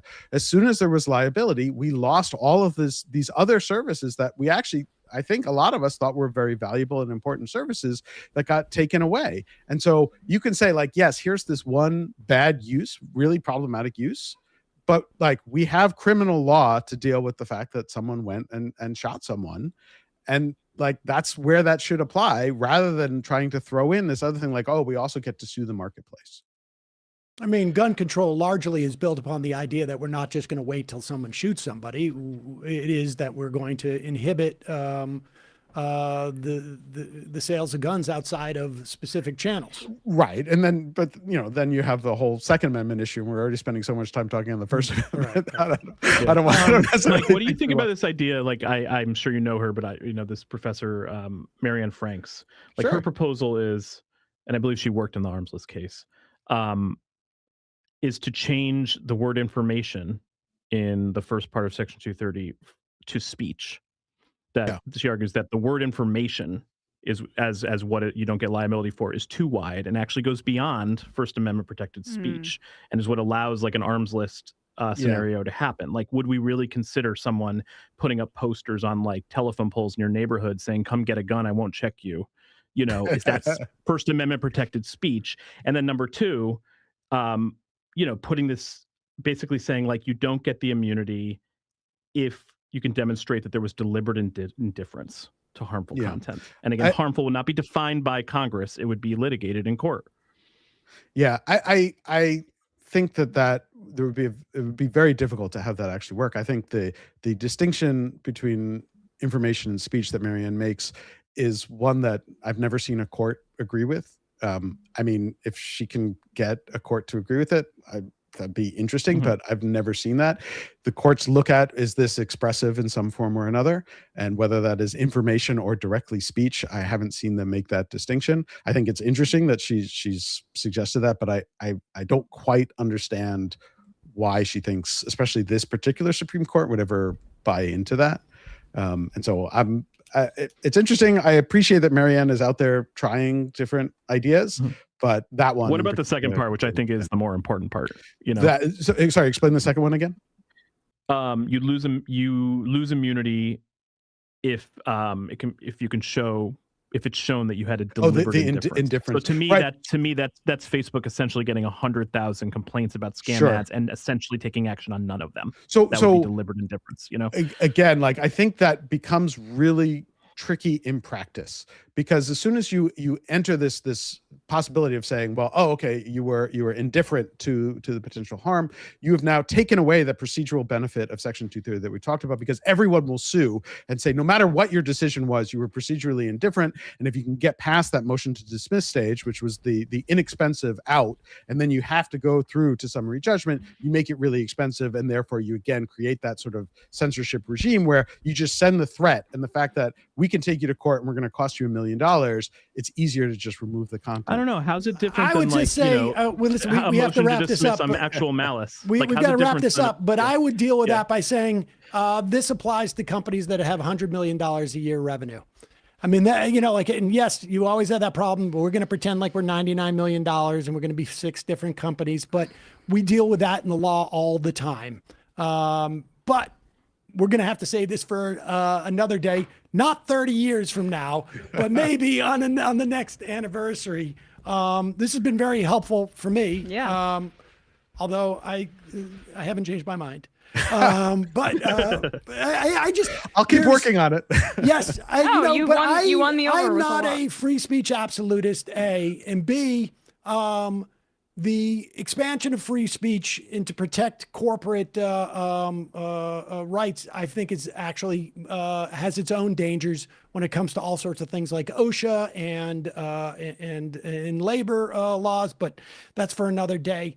Brian Reed, Michael Masnick, we'll put links to both of your shows and Techdirt and KCRW, and obviously we'll give your Blue Sky handles as well. Thanks so much, guys. Really, really appreciate it. Thanks. This was Thanks, fun. everybody. Thank you. Appreciate it. All right, folks. It reminded me a little bit of when I first started here. I think I had some skepticism about we had a small debate about, which I think was like if a bar owner should be able to be sued if somebody gets really drunk at the bar and then drives drunk and kills somebody. It is similar. Yeah. It is and there's something similar. And I said yes, and you said no. Is that I what didn't say happened? no. I don't necessarily I understood Bernie Sanders for not basically supporting the fact that gun manufacturers be able to be sued based on how people use their weaponry. Oh, I definitely think you should be able to be sued because it's a carve out from every other utility that we have, supposedly on Second Amendment grounds. I don't buy that. I'm more like ambivalent about that. I guess I'm curious about like I'm a little more skeptical of like the civil litigation being able to solve some of these problems like this.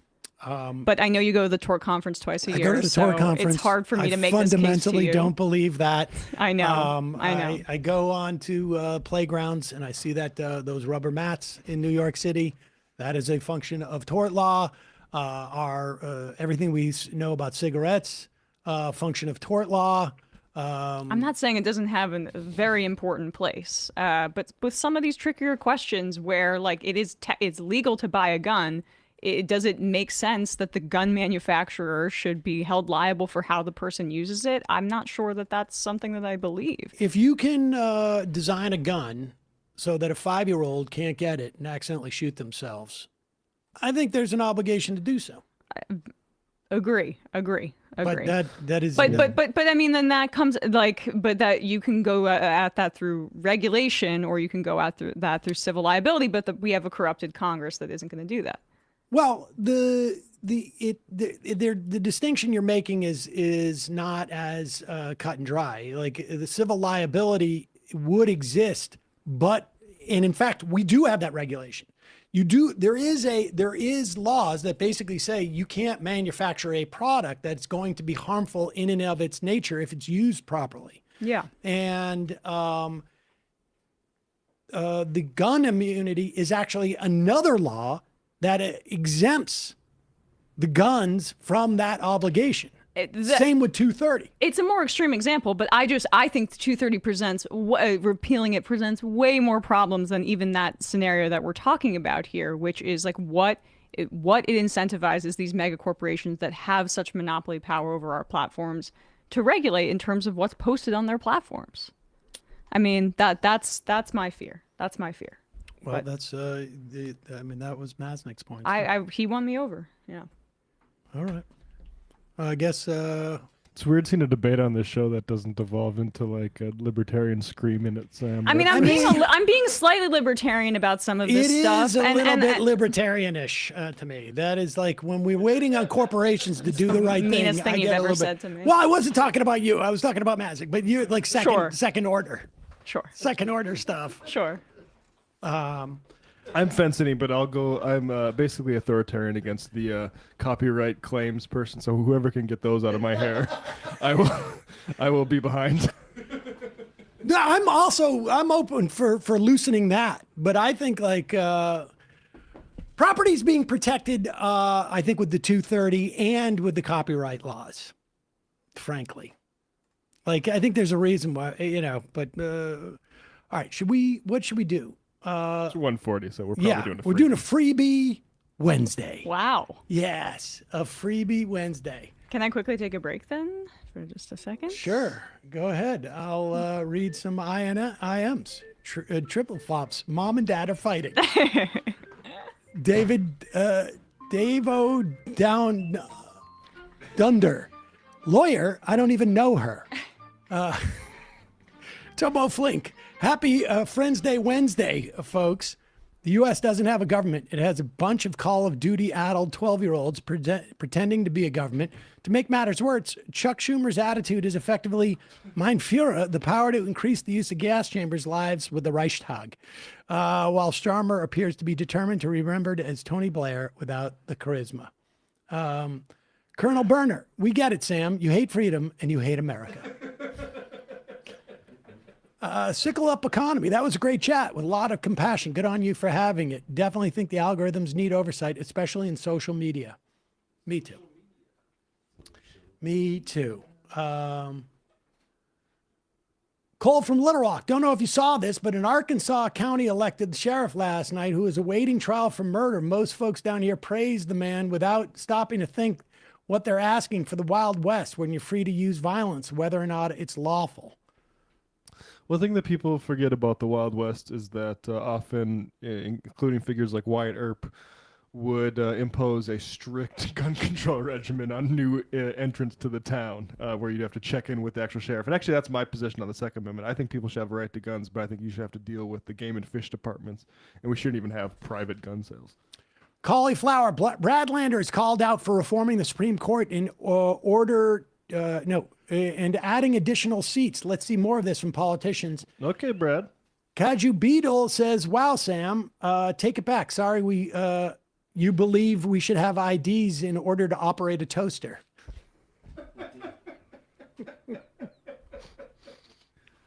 Oh, remember that? The 2016 Libertarian Convention? Yes.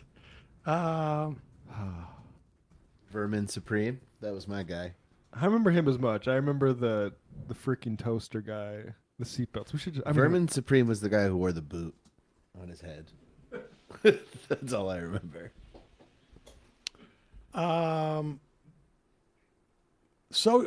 Molly Jedi.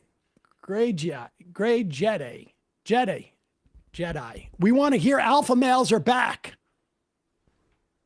Oh, well.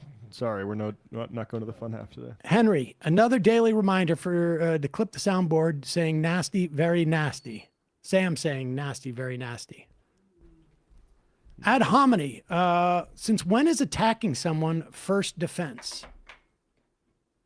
Marco the Brazilian. Isn't Good that news. the rule of prison? That's the way. You tell me. Yes, Sam, it is the rule. Are you sure you don't mean rule of jail? Of county jail? That's just boot camp for prison. Marco the Brazilian. Good news. Nashville City Council blocked Elon Musk from building his stupid boring company tunnel. Sweet. Oh, really? I mean, it's crazy. I just saw a groundbreaking for a Australian subway tunnel that looks so much more impressive than anything Elon Musk has done. And do they have multiple cars going through it at the same time, or is it just one? It's actually going to be a giant train carrying multiples of people that could fit in a car. But wouldn't it be much easier if you had just like 12 cars, right? Each holding one person? We live in a cargo cult.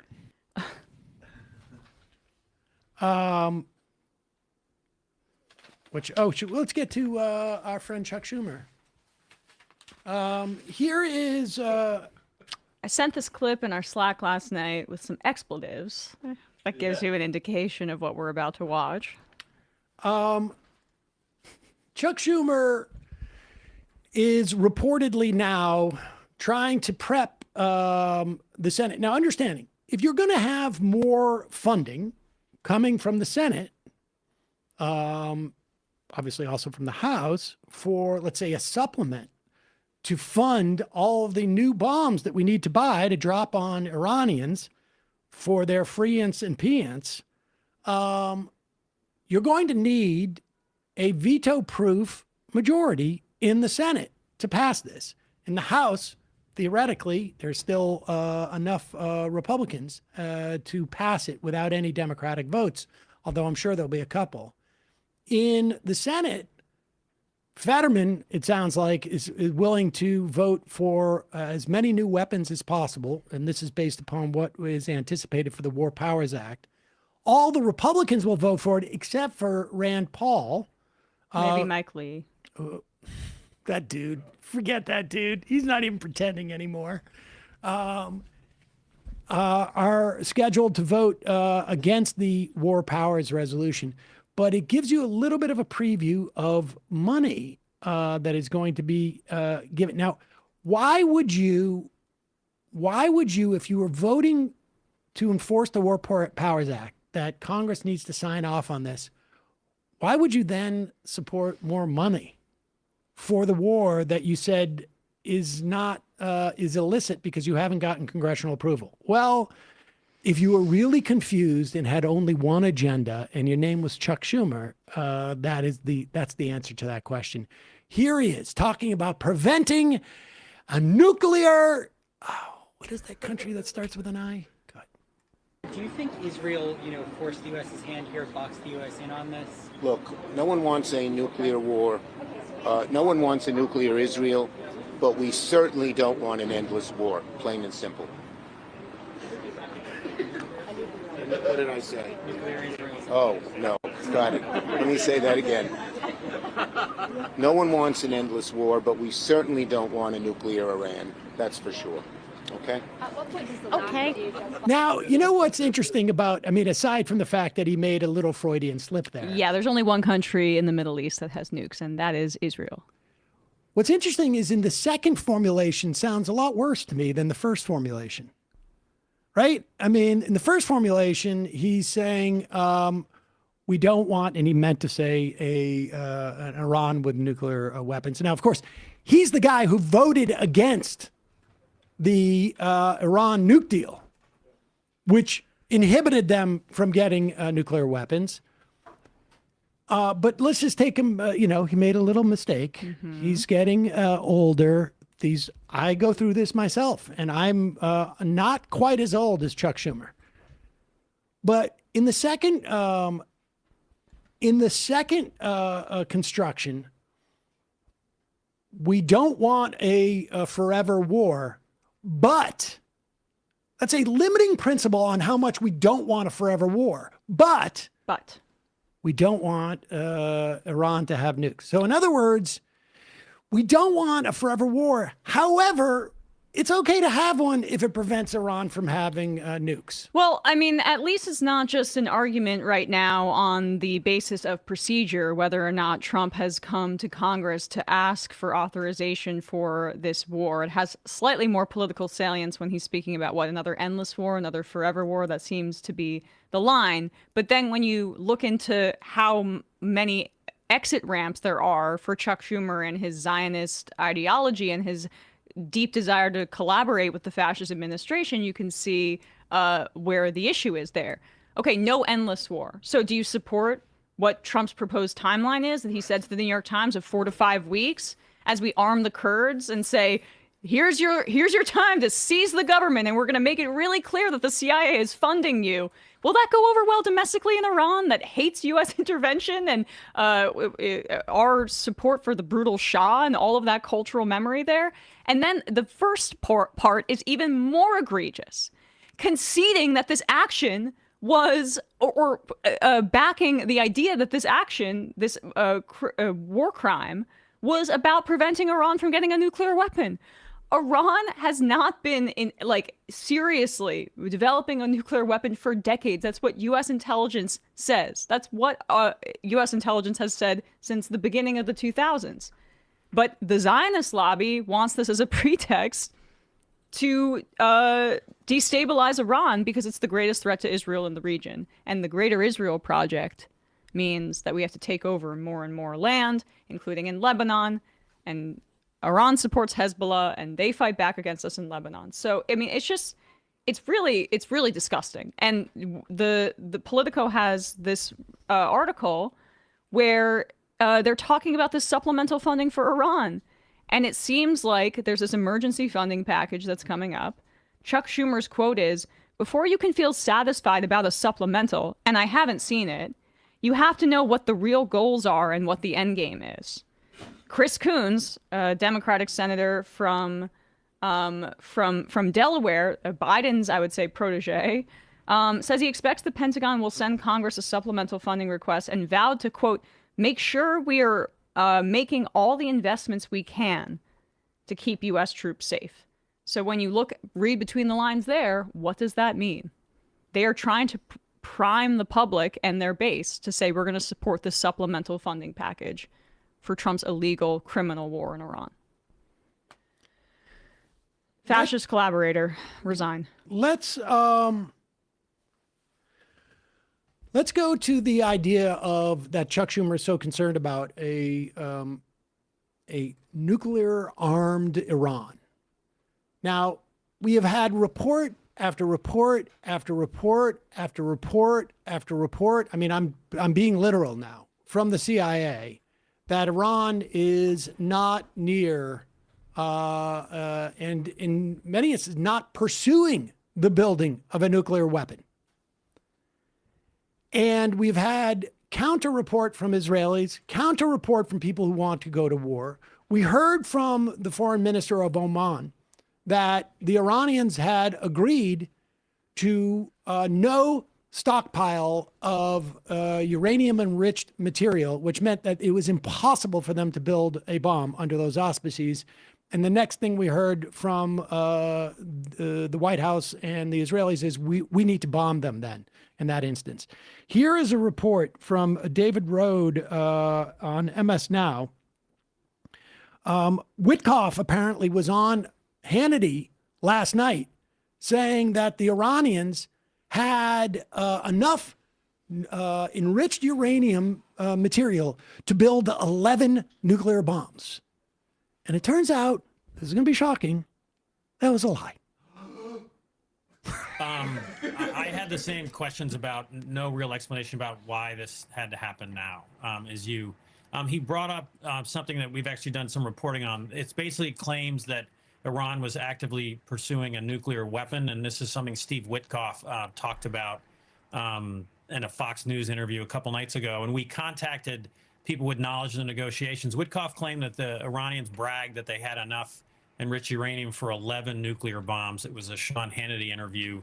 People who were present during the negotiations said that never happened, that the Iranians never made that statement. And in fact, they said we have enriched uranium because we started enriching uranium again after President Trump pulled out of the nuclear deal President Obama negotiated. So it's a continuation of the administration struggling to explain why they had to do this now.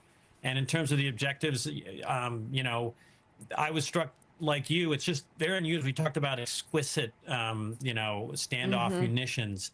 At one point, he compared it to a football game. And at the end, he was sort of talking about, pushing the throttle up. Waging war is one of the most serious things the American government can do.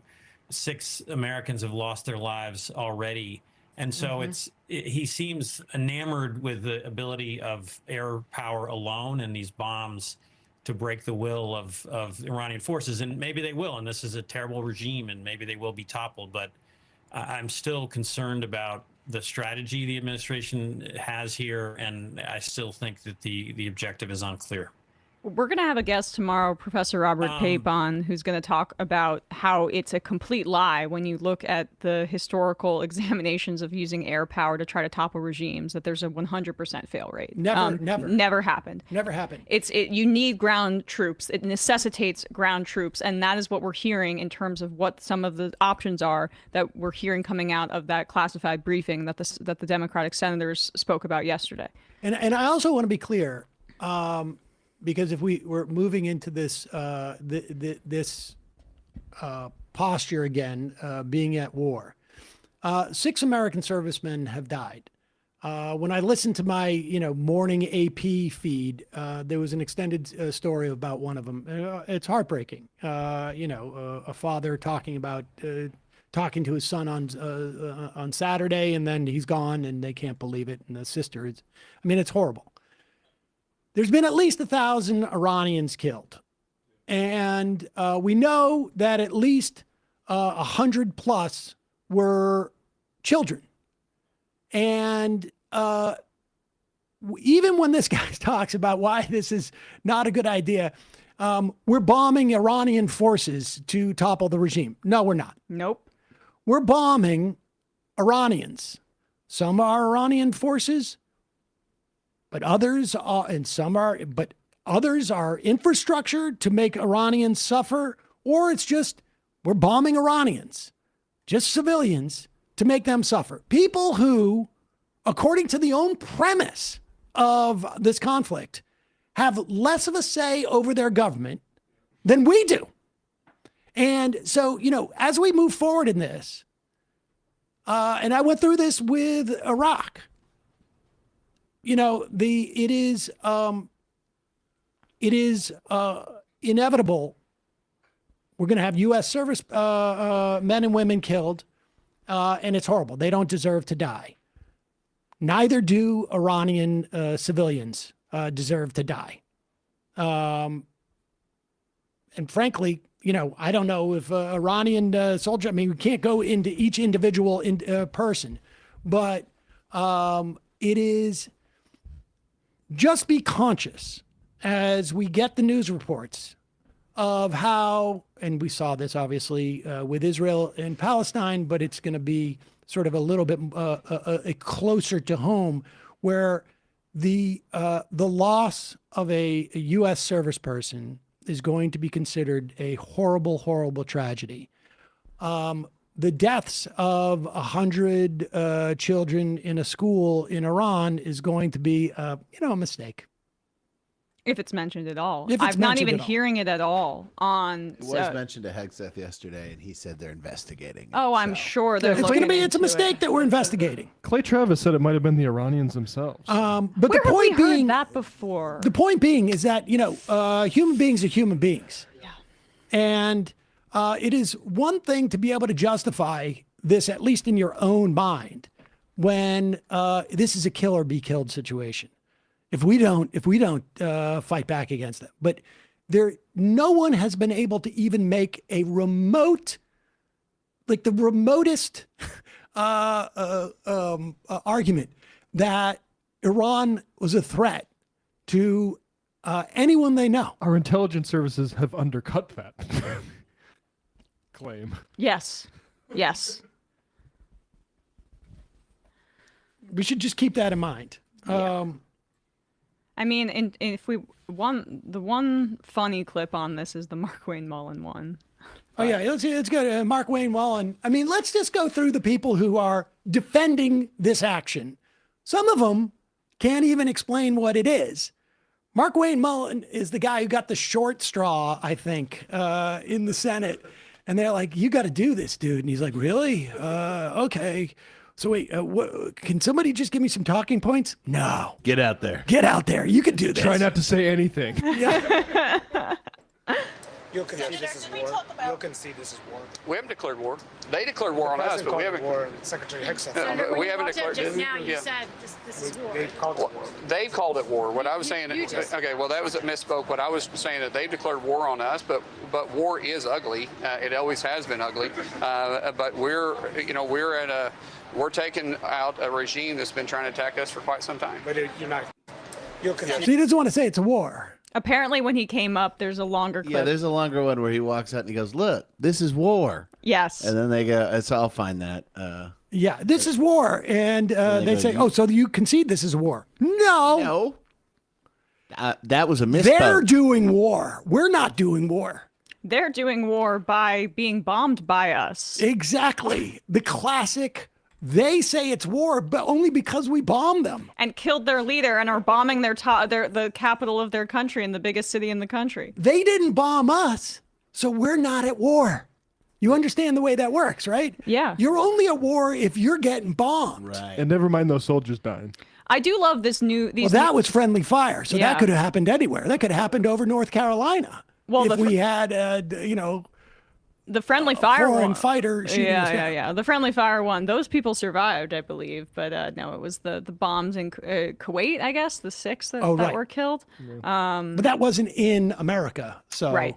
And the new rules of engagement in the Trump 2.0 world is if Washington, D.C. were to be repeatedly bombed, and a school of over 100 girls were to be bombed by the Iranians, and Trump and Melania were to be killed by the Iranians, plus a bunch of other cabinet officials. It's not a war. Well, it would be for us if we struck back. That's true. We would, if we start, then but nobody's waging war on us. Exactly. Our response would be us being just absolutely bloodthirsty, horrible people, and responding in that way would be warmongering. This is complicated. Yeah. So let's go to someone who we can appreciate a little more. The one Democrat who seems to be in favor of this, at least vocally, and he will explain this to you. Here is what's that? Okay, here is Fetterman. We only have a brief clip of this. He is speaking after the intelligence briefing on the U.S. attacks. Go back just a little bit there. Oh, Matt's got it at 43 times speed. You know, we can't even maintain our core responsibilities to keep our government open. So right now.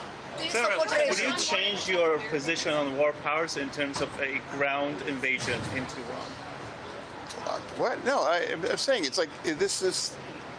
Should the U.S. have done more to protect Americans who are now stranded abroad? Israel received a warning on Friday before this attack for an authorized departure there, but there are many Americans from other countries now without. Anything else?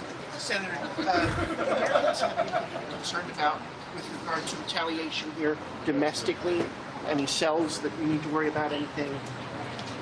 I don't have any specific kinds of intelligence on that, of course, but our DHS system is shut down, so that's probably not great timing for that. And again, I'm the only Democrat that votes that's wrong to do that.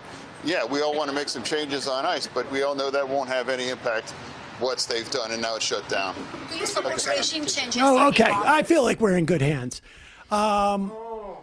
This is irrelevant, but how much help do you think it is to bend your ear when you're trying to hear? Listen, I get when you can't hear things, but one of the ways that I respond when I can't hear things is I'll do this because my hearing's not great. Particularly after like 25 years of headsets. One of the things I'll do is, what's that? Could you say that again? I couldn't hear you. Not. I know you asked me a question. That's like what a 100-year-old man does. The first question, incidentally, I just can't the first question was, will you revisit your perspective on the War Powers Act if we put boots on the ground? I can't stand that phrase, boots on the ground, because it's actually human beings in the boots. I have no problem. We want to drop boots on Iran. I'm open to that. It would be good for the boot industry in this country, and it would be free shoes. Maybe helpful for people if we just did it in the right way. But it's humans on the ground shooting at other humans and killing other humans. And he was asked, would you reconsider or revisit your perspective on the War Powers Act? And I think his answer was, and then turn away. Why are you bothering me with this? Can I go to bed, please? God, it's like you see how it's a struggle for him just to even be standing there. Why not resign? Honestly. What's the point? Yeah. It's undignified. Apparently, though, his dad is a big Republican, and he's in this like completely almost like childlike mental state, and his dad is giving him all the praise. And so it's good to know you're doing good. You're doing good. You're doing good, buddy. It's good to know that we have a senator whose mental and emotional capacity is so diminished that he's basically becoming a Republican because he's trying to make his daddy proud. There was the thing with Nixon's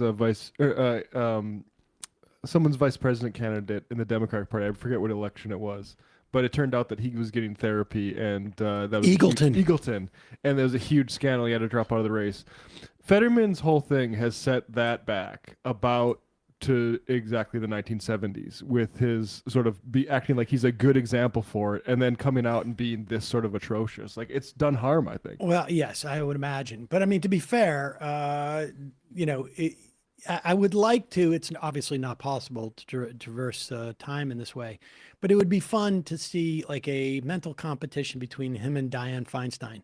I was thinking Mitch McConnell now. Mitch McConnell just has large periods of time where he doesn't speak, but This would be a great TV show. Yeah. It's like, are you smarter than a senator? But maybe Joe Biden can sub in for Yeah, he moderates it. for Feinstein. The AI Dianne Feinstein at 92. We only use the data from the hearings 4 on the years. Supreme Court picks. Right. And then current John Fetterman, moderated by Joe Biden. Yeah. Boom. And that's what I want instead of the UFC fights on the lawn for 250. That's the real display of On the White House American lawns? competition. Yes. I want 250? Yes. Yes. That's my suggestion. And maybe the Republicans can get on board because it's all Democrats. That's my blood sport. I want to talk about the primaries, but before we do, I think this is important because, we will give grief to politicians when they support things that we don't like, right? But we never, ever, well, not ever, ever, but I think we should also acknowledge when they do say things that we do like. And it is a rare opportunity that you get to have those two different dynamics with the same person within like just a matter of weeks of each other. And so congratulations to Gavin Newsom. There's a saying, and I'm sure Brian knows this, in New England, if you don't like the weather, then just wait. And that's the same thing with Gavin Newsom. They say that everywhere. I know they do say that. I found that out like the other day. But you'll recall when Gavin Newsom was it with like with Van Lathan. Van Lathan. Yeah. Van Lathan asked him a question, not a particular was it about AIPAC? It was about if you were going to take AIPAC money, and we should give credit to friend of the show Jasper Nathaniel, who quote tweeted this clip and literally was referencing that. He said, "It's interesting that Newsom is suddenly changing his tune on Israel." That's Medicare. But maybe Jasper did the same. Well, thing I'm too. reading from Jasper's I tweet. see, Yeah. Everybody was doing that. I just find it interesting because this quote, that's the clip that happened with Van, was when Van was asking him about AIPAC support. His response just a few months ago was, "It's interesting you'd ask me that," implying that Van was anti-Semitic for asking that question. It's So certainly the way that I read fixated, it. Van Lathan on AIPAC. So fixated on the whole Israel thing. What a weird thing to do. I just think it's weird. And you'll recall, like when he was on with Shapiro, Gavin Newsom was also sort of like, "I'm not into this whole Israel bashing thing." Well, folks, seasons change, and Gavin Newsom does too. And he got some poll numbers back. Here we go. And a lot of Democrats have looked at the Netanyahu regime and felt like, you know what, we don't like the trajectory he's on. It's time to rethink the U.S. relationship with Israel, especially military support. Well, Where do you Bibi's stand? making that easy right now. Let's talk about that. But the issue of Bibi's interesting because he's got his own domestic issues. He's trying to stay out of jail. He's got an election coming up. He's potentially on the ropes. He's got folks, the hard line, that want to annex the West Bank. I mean, Freeman and others are talking about it appropriately, sort of an apartheid state. They couldn't even, I mean, we're talking about regime change. For 2 years, they haven't even been able to solve the Hamas question in Israel. So this is, I mean, I want to be careful here, but in so many ways, that influence in the context of the conversation of where Trump ultimately landed on this is pretty damn self-evident. And so Rubio may have been saying something else in the context of what he ultimately said in terms of being sort of pulled into some of these things. But I will say this, didn't surprise me in this context. I don't know if it was Napoleon or whoever said about a sword, the only thing you can't use a sword for is sitting on it.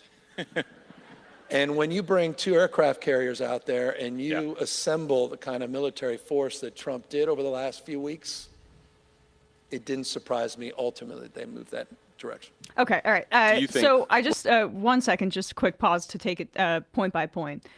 So this is going to be the line from Democrats who don't actually want to fundamentally change our relationship with the genocidal colonial state of Israel. They are going to say it's Netanyahu and put it all on him. We played this clip last week. The leader of the opposition to Netanyahu, which includes kind of liberal/centrist groups within the context of Israeli society, endorsed after Mike Huckabee came out on with Tucker Carlson and said, we want to support the greater Israel theory, which is the expansion of the Israeli state into conquering land in Lebanon, in Syria, and other countries around the Middle East. He said that he was basically all for that. So on the fundamental issues of Israeli society and the expansion of the state and the seizure of land, there is absolutely zero meaningful political opposition within Israel that's going to oppose that.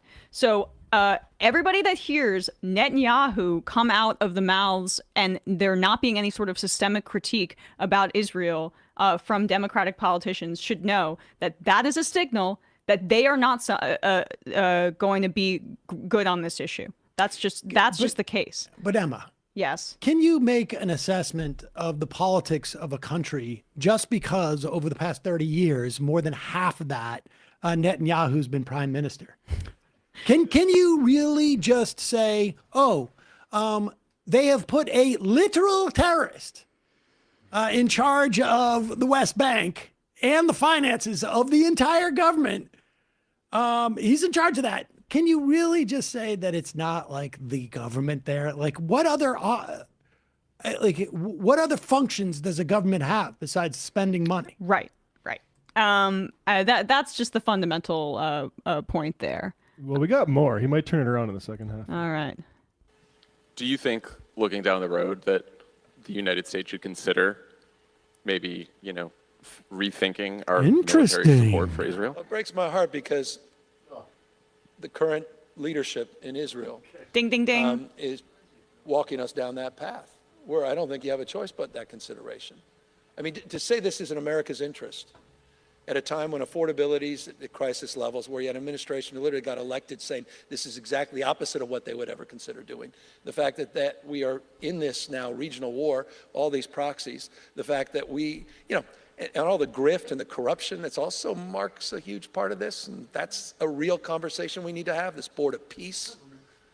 And the peace that the Witkoff family's getting, and the peace that Kushner is getting, and the peace that Trump Jr. is getting. That's the same joke that Elon did, too. That was also taken from somebody else, wasn't it? Mel Brooks. Also, we're not going to allow you guys to pivot into just throwing chum to the audience about hating Trump and his cronies. The issue right now is genocide. The issue is a fundamental reorientation of our relationship with this failed colonial state in the Middle East that is that is dragging us into and of course the Trump administration is complicit in this, as was Biden, but into horrific conflicts that have knock-on effects for Americans, which I know they're supposed to care about. Well, it's funny him going on the affordability crisis. Like, I'll be honest, like we just tax rich people. We can afford stuff in this country. Wait a second. Our obligations to this part of the world and our foreign policy have nothing to do with the fact that we can't pay rent. We should not be supporting Israel, even if we could all afford to go to a new apartment right now. The other, sort of broader point about this clip too is that the idea that Gavin Newsom can go through a primary without having to deal with his twists and turns, like he is going to fight to stop this billionaire tax in California, and then watch him. If the wealth tax that Bernie Sanders is going to introduce and start to talk up, if that gains any type of traction, watch him months from now go like, well, actually, I can see, it's interesting. I'm heartbroken by this, but I'm starting to realize like maybe there's too much wealth concentration, and we need to figure out some mechanism to deal with this. And but I don't know, taxing seems like a blunt instrument. This is maybe we should do his record. If once people get past the fact that they're tickled by the fact that he has somebody who runs his social media who is online enough to understand memes perhaps we can get into the substance of what Gavin Newsom actually represents, which is somebody who is fighting right now, as Sam says, to combat this billionaire tax, somebody who is more comfortable with Charlie Kirk and Steve Bannon and throwing and Ben Shapiro and throwing trans people under the bus than standing up for them, as he likes to look at his past support for gay marriage. Once it was a majorly popular position in the state of California as an example of his political bravery, but throws trans kids under the bus. That's easy for him. Just at the end of 2024, he vetoed or killed a bill that would have required hedge funds and private equity to have more rules and regulations on jacking up prices for prescription drugs.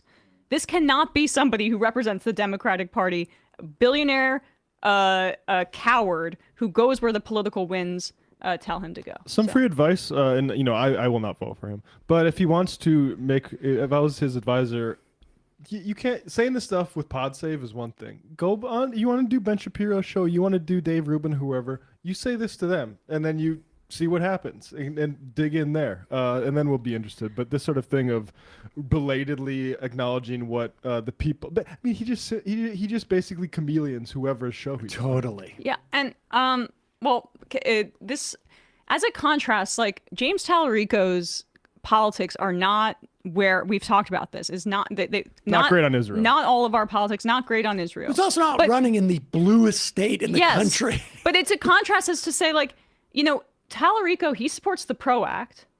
Our friend David Griscom has a really good piece in Jacobin speaking about this, and how also he identifies a villain, the billionaires. Tallarico will unequivocally talk about how the billionaires are the problem and that we need to be standing up to them with his message in Texas. You can still be sort of moderate as on issues like that, and identify the villains in a way that like actually builds political power and builds a constituency that can be lasting. What I also like about Tallarico and how he was able to win yesterday is the constituency that he cultivated being a salient way to defeat Trumpism in 2026. He just was absolutely dominant in this primary with Latino voters. Particularly in the south and western parts of the state. He ran up the numbers with Latino voters around Houston. The Latino voters are key here to because Trump made such historic gains with them in 2024. He also was pretty dominant in the white suburbs. But like this is his appeal to those groups is like a path to victory potentially in Texas. But it's not just the groups that he appeals to. Really, the fact that he identifies billionaires as the villain and he speaks about like Christianity in this humane manner, I think is like a potent antidote to the sadism of Trump in this era. So we'll see. But I was encouraged that he won fairly decisively in Texas last night. We're going to play the... Oh, and here's a clip of him and his victory speech. We are not just trying to win an election.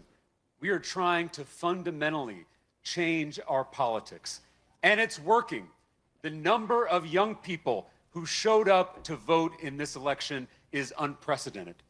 The number of Texans who have never voted before but showed up in this election is unprecedented.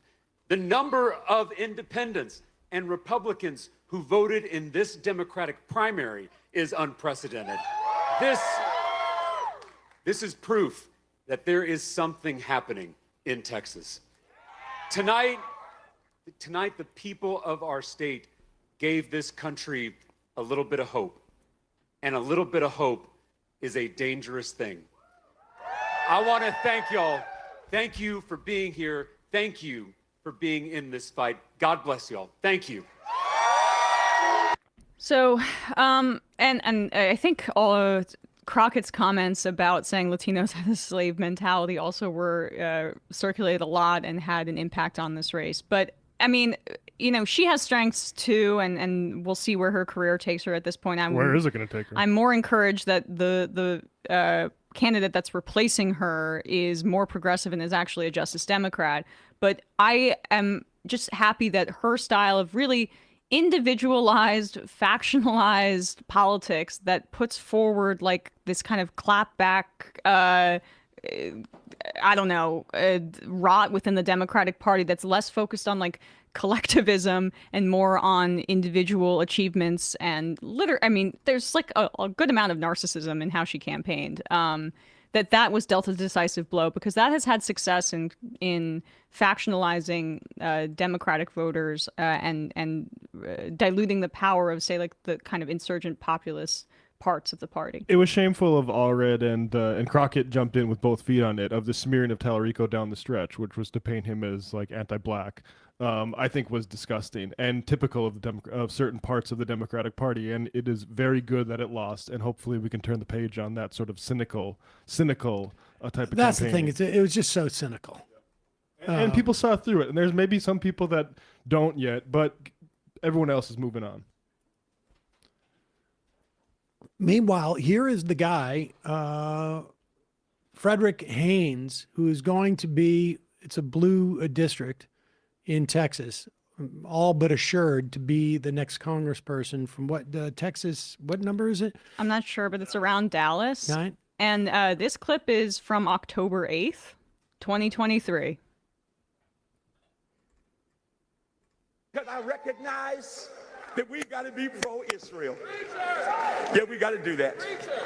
Or we get in trouble. Well, I'm coming to get in trouble. Israel, and I'm going to quote Jimmy Carter. Jimmy Carter says that Israel is engaging in apartheid with Palestinians.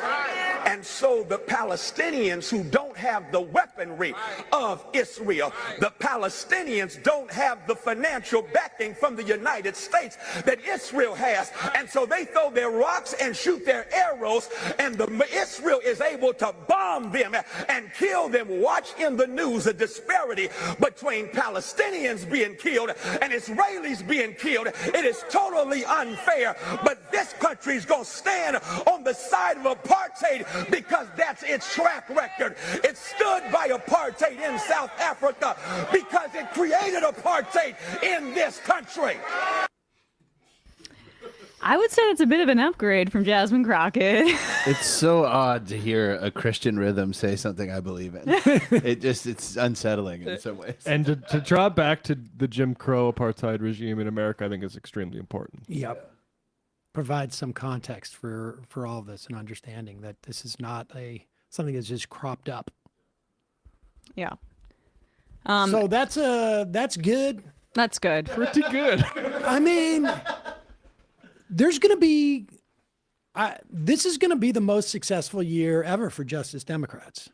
And we don't really have the concept of the squad anymore, right? I mean, but what we are going to have is maybe a platoon. It's a larger, more diffuse, for better and worse. Right, because like, is Delia Ramirez considered a part of the squad? She's one of the best members of Congress that we have. It's not exactly clear. Half of the people we think of as a squad aren't even in Congress anymore. Right. Well, that's true. But still, and Cori Bush running again. So. Yeah, people, St. Louis, tap into Cori Bush. We need to take out Wesley Bell, which I think should be doable. This is the year. The Nita Alam race is a big bummer. Just to give people a little more context on that one, Valerie Fouché looks like she's probably going to win that primary by less than a point or around 1 point. Bernie endorsed Nita Alam. Notably, Alexandria Ocasio-Cortez did not, and I think that was probably one of the major factors in this race because Fouché is actually technically a member of the Congressional Progressive Caucus. And oh my God. For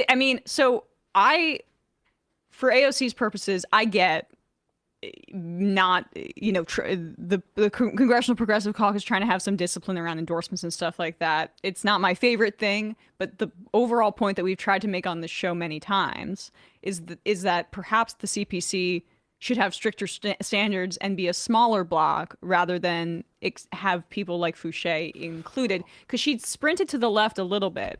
And even her rejection of AIPAC money, but then secretly taking it via Hakeem Jeffries, was a recognition of that. But I mean, perhaps people in the Congressional Progressive Caucus shouldn't should only be taking small dollar contributions or something like Chantel that. Brown, who's in Congress over Nina Turner, in part because of record spending by the Israel lobby, has taken more from the Israel lobby than every other member of Congress from Ohio combined, including Republicans. But she's in the Progressive Caucus.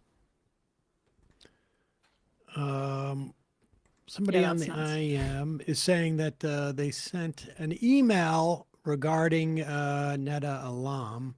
I don't know if we can find that because we're not taking a...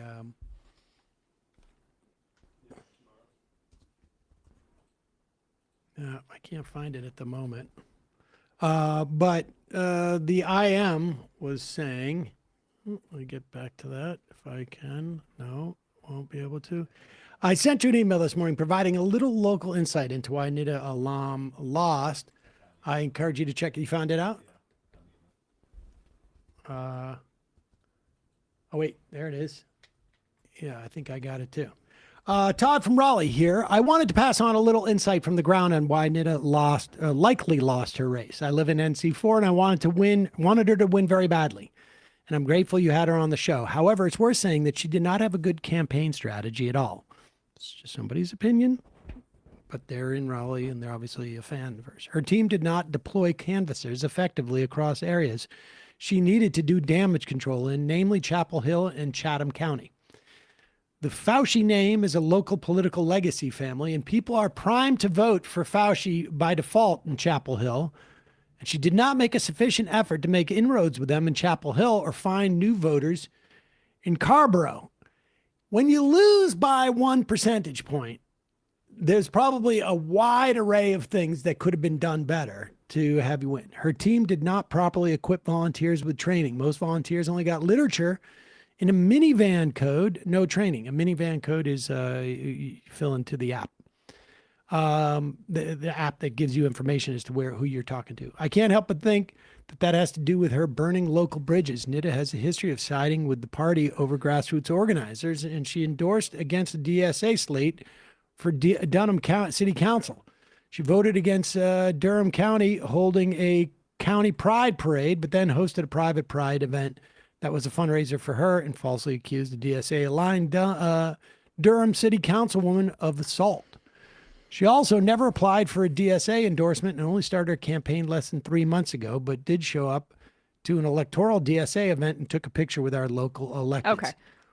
Okay. Well, no, I mean, these are all notable. Perhaps DSA could have been more helpful for her in that regard. I also just think, like, you know, we can also take away from this campaign something more broad, which is that with all of those pitfalls that you're speaking about, that she came within 1 percentage points, also with a massive fundraising disadvantage against an incumbent, and it was basically because the incumbent had past associations with AIPAC. So it's about Nida and more about what the people wanted, which was almost to put her over the top, despite all of that, over a known name. Yeah. I mean, build those relationships from the ground up. Yep.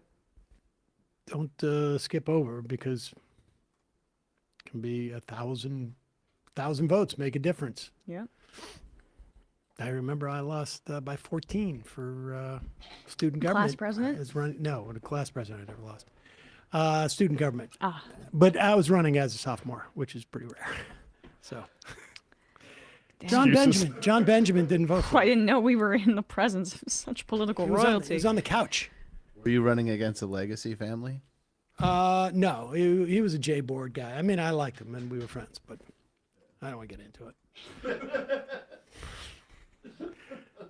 I'm not hanging on to that like I did my SAT score. How long ago was that? Like my SAT score.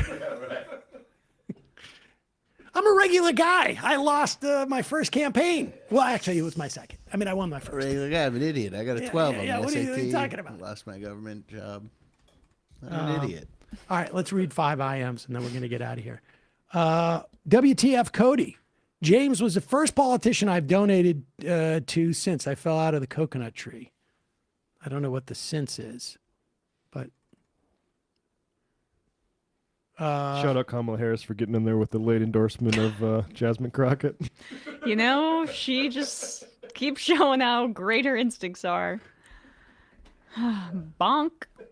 Maybe she's got like a humiliation thing. That is really impressive, though, right? Like, people don't listen. They think about this stuff. Like, her team sat down and was like, "We got to do this." I took it as a very bad sign. Crockett's like, no. The point is that it probably had absolutely no impact except to reflect poorly on Kamala Harris. Right. Like, even from a self-preservation standpoint, lady, you're saying you want to run for president in 2028. I mean, I don't like making predictions, and I wanted Tallarico to win, but like, I would not have done like a robocall. What she was doing, calling within the final 2 weeks, like was it in the last 2 weeks? It was feel like recent. It was like shorter than that. It was late. I mean, later in 2 weeks. I mean, that's Oh. the thing is, I think like if you're gonna jump in and do something, you know, and it's not like maybe there was, you know, maybe the only thing that we can't see is that there could have been like internal dynamics. There were friends on either campaign or there was a relationship there that like somebody was like, please, we need you to do this. And she did it as a favor.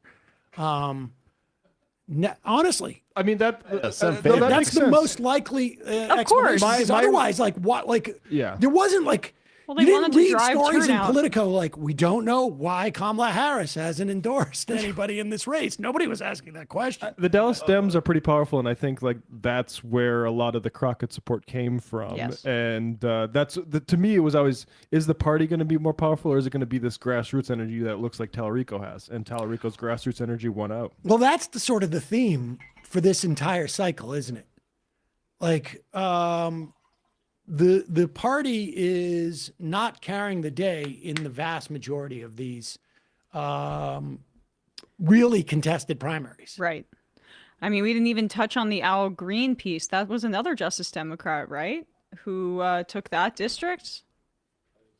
Al Green has been a good progressive, but that was more like he's just older and yeah, who was it? They were crammed into one district due to redistricting. The guy's last name starts with a C. I'm blanking on it. Looks like there's a runoff, maybe. Christian. Yeah, there's going to be yeah, exactly. A runoff, but maybe I'm wrong that he was a Justice Democrat. Bob Brooks for Congress has now been endorsed by the Working Families Party as well. He's in a crowded primary in the only Medicare for All Bernie endorsed candidate in Pennsylvania 7th. Okay, I'm sorry. I don't think he is a Justice Democrat. My bad. Tack thumb. The ponytail though. No, Green's good. Yeah. Tack thumb. I know there's a lot going on, but with Kansas's attack on transgender people, that is sure to be followed by more states. I would love you guys to have someone like Aaron Reed on. Yes, I know. We need to talk more about that story.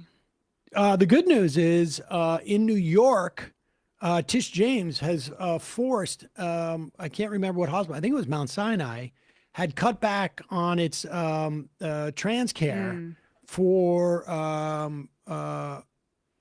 people under the age of 18, for minors under the age of 18, and because they were threatened by the federal government. And Tish James says, you cannot do that.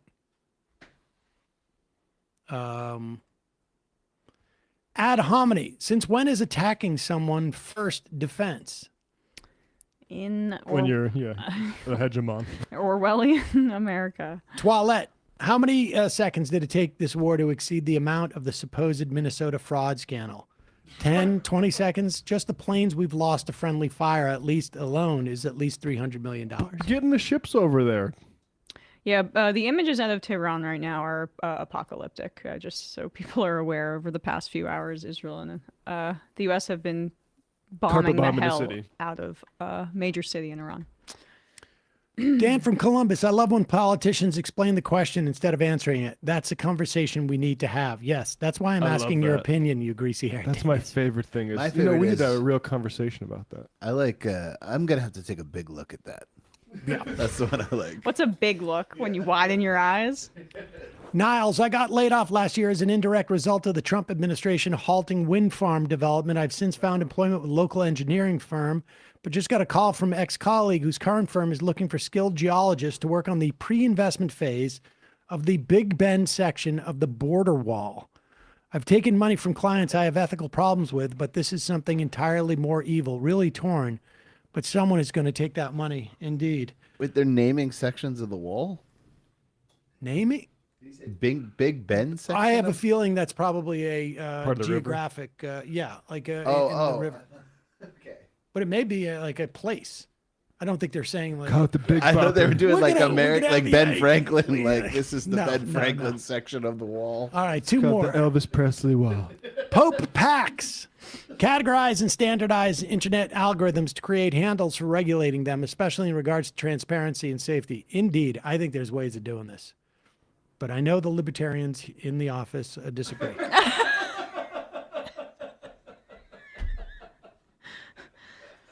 Damn it.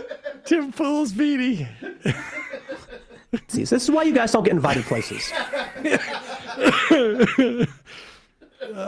Schumer has gotten everything he wanted from Trump, war with Iran, and ICE deporting Palestinian protesters, indeed. And he can sit back and passively benefit from it. Or he thinks he can. Aaron is not cool. Enough with this tort maxing. Sam's retirement is just him in a room with unplugged microphone arguing with AI video chatbot. That's probably not too far off. And the final I am of the day, Serena. Sam is Charlie Day in a Sam suit. Matt, Brian, Emma. By the way, I'm going to be on the Vanguard in about an hour. Oh, nice.